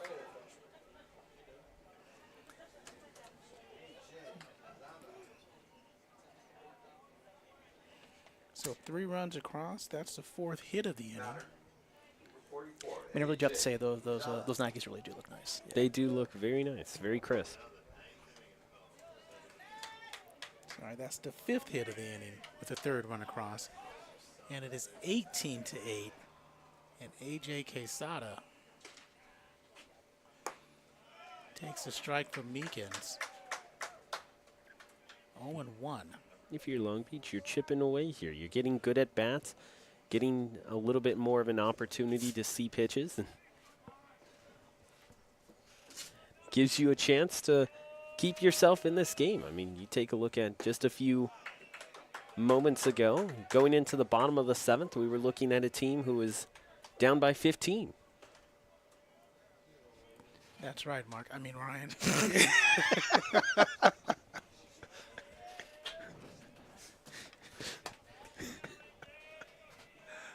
You know, Corey, we've been in this press booth, for a while, but I feel like, you've had a little bit too much sun today. No, that was intentional. And there was a strikeout for Meekins. But not before 3 runs come across. Off 5 hits. At the end of 8, it is Saddleback 18, Long Beach 8. Game 2 of the 3-game set.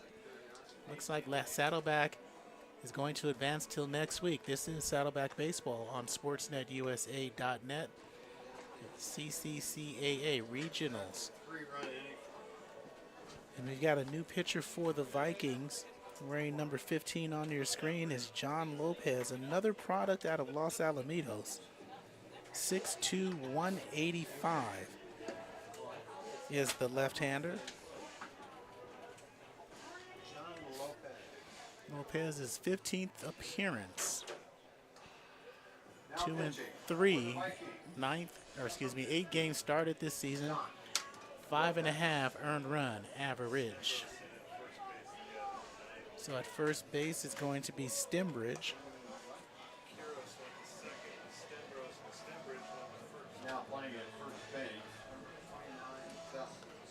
Some quick scores here.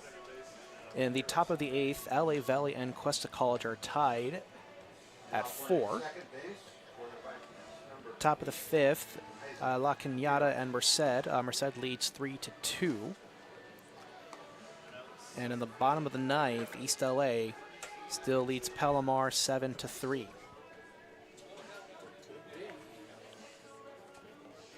East LA on the verge of quite the upset. What inning did you say that was in again? They're in the bottom of the ninth. Wow. And it's like we've been talking about, and also the buzz is here around Saddleback as well, is just all the different teams that have gone down just to this point, not even including Palomar yet. You look at Riverside, you look at Orange Coast. I mean, Fullerton beat a team that a lot of people thought would end up getting into the second round. So Saddleback gets themselves onto the next stage if this score continues. But they may not have to play possibly the regular season's best team in Southern California. And that'd be beneficial for the Bobcats. As multiple substitutions and changes on defense. We'll get those in a moment. And that is William Schwab in right field. That's a change. He's coming over from first base. In center field is Cody Lagafuaina in center field, and A.J. Cazada moves to left field.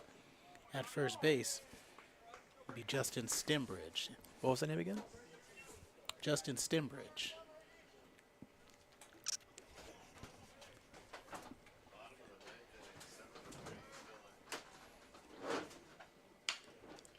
Schwartzberg grounds to third base, and up with it is Santoyo. He doesn't run, and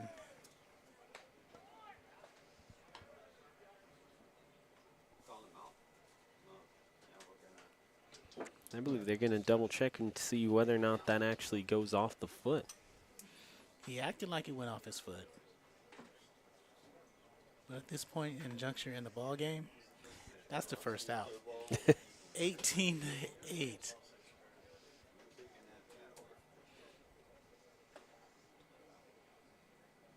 And we'll see what the umpires say. And if they do call it an out, you don't want to mess with this average. But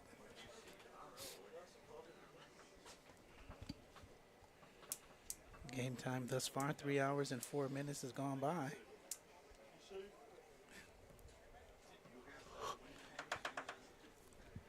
And our other broadcast guy thinking like us, it's been a 3-hour game. And they're going to call him out. As they should. One out here in the top of the ninth inning. And this will bring in Jason Wright. Catcher, number 40, Jason Wright. Westview High School in San Diego is where he's from.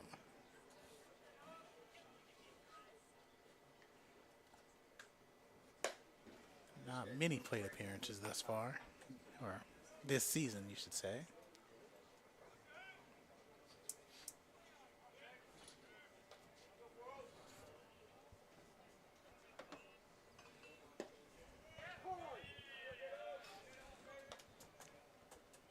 And one of the rare players who goes up to the plate with no batting gloves on in today's game. Such a casual pick behind home plate there. An excellent one, but such a casual pick behind home plate.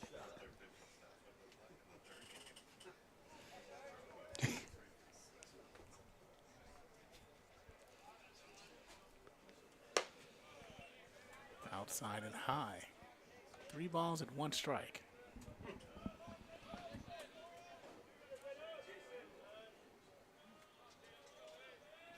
Jason right now. Low.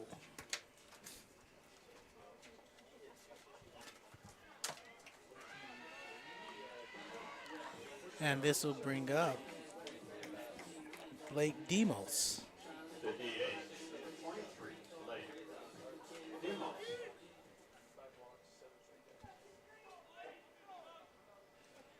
Demos walked and scored when he came in the 8th, or excuse me, 7th.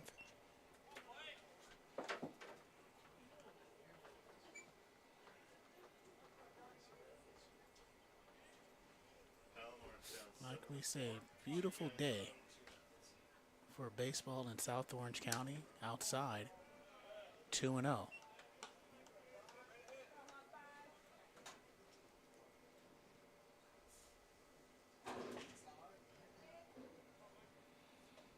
And the stadium it does feel more compact than some of the baseball stadiums we've been to around community college. Even though the dimensions are similar, it feels a little bit more quaint, if you will. Could also be the fact that you do have the building in left field. You have the fact that this campus is also a little bit more hilly than the other campuses that we're used to. So you've got stuff directly beyond the walls. But you're saying we've got a view. We do. We absolutely do.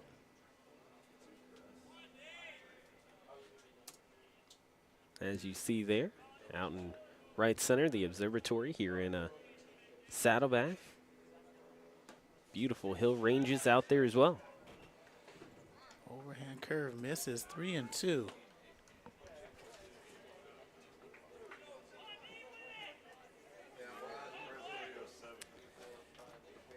Lopez definitely thought he got that pitch across. And a final score update. East LA defeats Palomar 7-4. Oh, wow. David Morales pitched the full 9 innings for East LA. 4 earned runs, 3 strikeouts, and 8 walks. And they still pull off that victory. Wow. So the 1 and 3 seeds go down in the opening weekend. That's ball 4. Demos to first, Wright to second. And this will bring up Tanaka.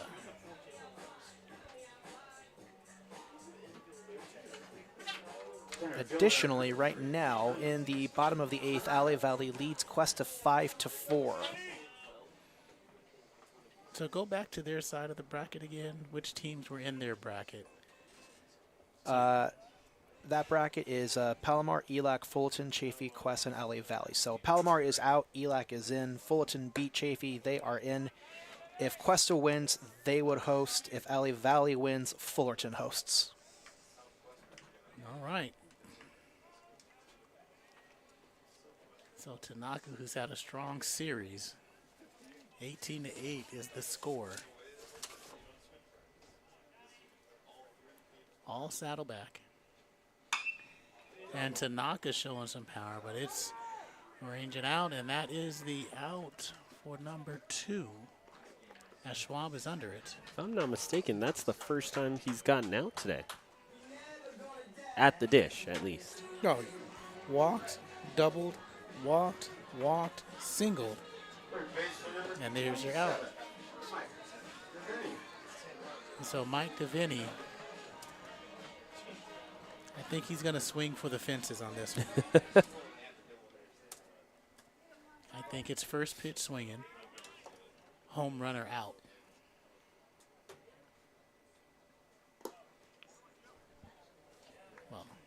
Well, if the ball is. Yeah, 1-0 on the delivery from Lopez. Great atmosphere here at Saddleback.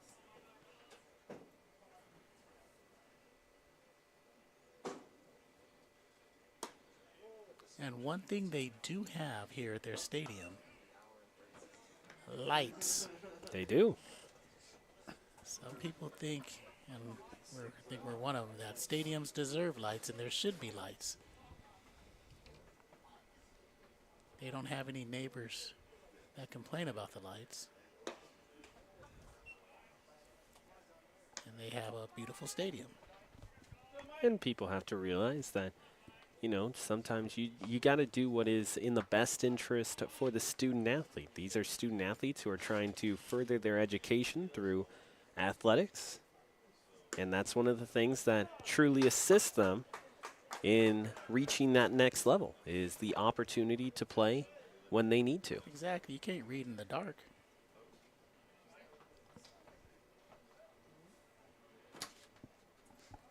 Two outs here in the top of the 9th. Deviney stays alive. Fouls it off to the right side.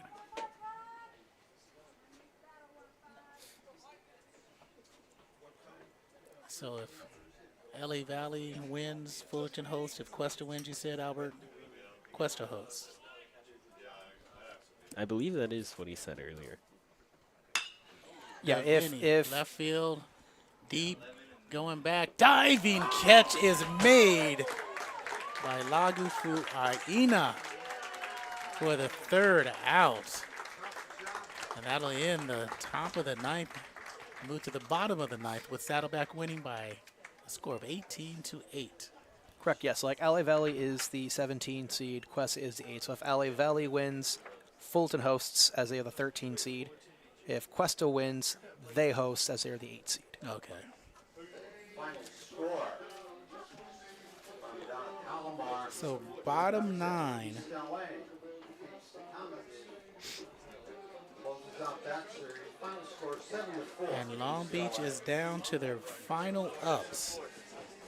Their final at-bats. 8 runs, 16 hits, 2 errors for the Vikings. Making one more playoff appearance. They're a team and a program that's been solid throughout the years in California. They won a title with Coach Crook in 2006. However, they had 4 other titles from 1954 to 1974, and it's just been a consistent program ever since. Former Vikings in Major League Baseball, probably the one we all know is Damian Easley. Played for that local team, the Angels, Tigers, Now pitching for the Bobcats, Diamondbacks, to name a few, Butcher. and currently on the Diamondbacks coaching staff. New pitcher for the Bobcats, Blake Butcher, out of Corona Del Mar High School. He was a first-team All-OEC player. Watch the game is tied Wright still behind the plate. by 5 in the 8th inning. Allen, Heft, Morales, Davini in the infield. Schwartzberg, Takana, Tanaka, you know what, I did that all the last time we were here. Makani Tanaka, I mixed up his first name and last name and just combined them. So Takani's in center field. See how it's done. And in right field is Koniarski.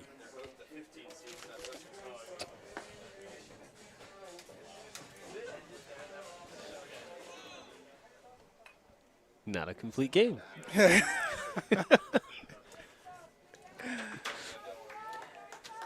You know who did pitch a complete game? David Morales. No, Saddleback Athletic Director Dan Kloss. He was selected the 2022-2023 Cushman and Wakefield Athletics Director of the Year. That's a complete game.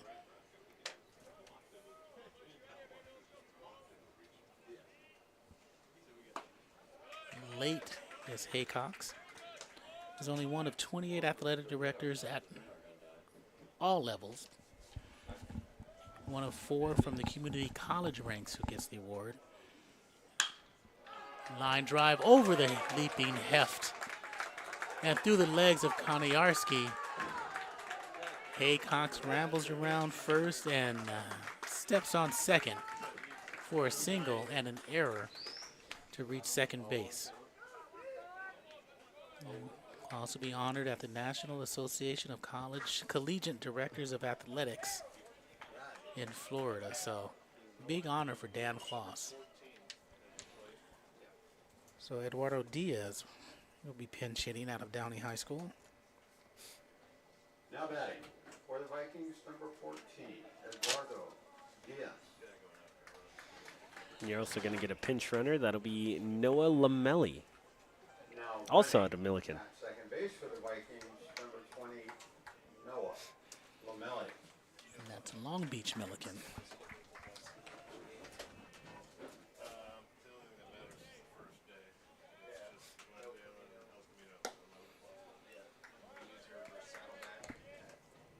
So Saddleback with no outs, trying to close out this ball game so they can move on next week where they'll host El Camino and Glendale.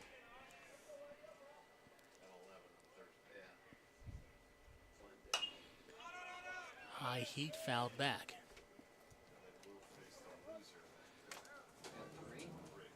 And while we have a moment, we want to thank everyone here at Saddleback. As always, showing nothing but love and giving us good feedback and information throughout the broadcast. thank the listeners for listening to this one. We'll be back next week. Or someone will be back next week. As next week on SportsNetUSA.net, a whole host of athletics. Softball, baseball. Swinging strike there, 2-2.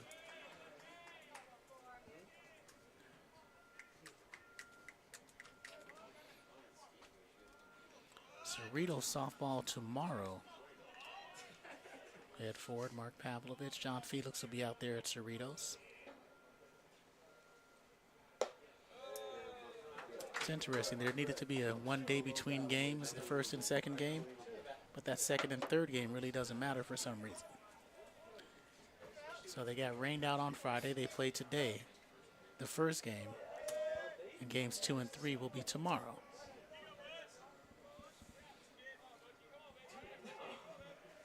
So you know what you should do. Just go ahead and tune in to SportsNetUSA.net for some Sunday softball.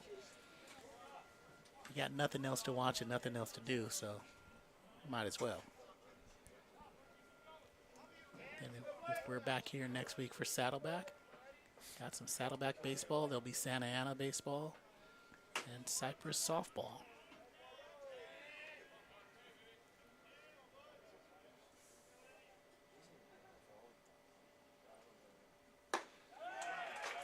And blows heat right by him for the first out. It's a good pitch, too, high in the zone. So even if he wanted to chase after it, it was going to be a lot more difficult to try and catch up to. Set it up and executed it well. Justin Santoyo. Batter. And last time at bat, he doubled and scored a run.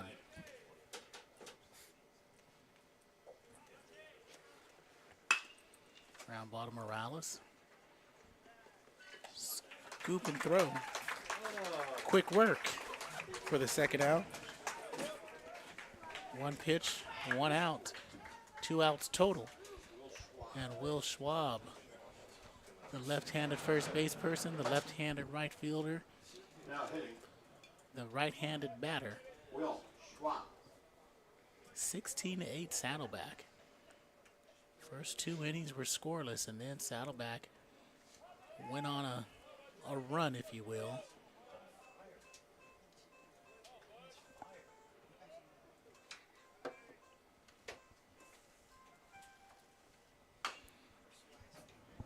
Ground ball to the left side, 0-1. So Saddleback was very efficient with their 18 hits and scoring 18 runs. Long Beach hadn't been bad at the plate. They had 17 hits. They just couldn't bring those runs across. Now they scored 8 outside, 1-1. The other thing you add to it, too, is you get 8 runs in a game. Usually you're going to expect to be in a pretty good position to win. On the other side for Saddleback, they just had some really good, efficient at-bats that they strung together. Davidi off his chest, keeps it. Strong arm throws out Will Schwab, and that'll end the game. So 8 runs, 17 hits, 2 errors for Long Beach. 18 runs, 18 hits, 1 error for Saddleback. They get the victory and move to the Super Regionals next week. And they'll be hosting Glendale and El Camino. Once again, the final score 18-8 in favor of Saddleback. Thank you for Albert Robles, Ryan Osborn. I am Corey Neyland, and you've been watching Saddleback Baseball on SportsNetUSA.net.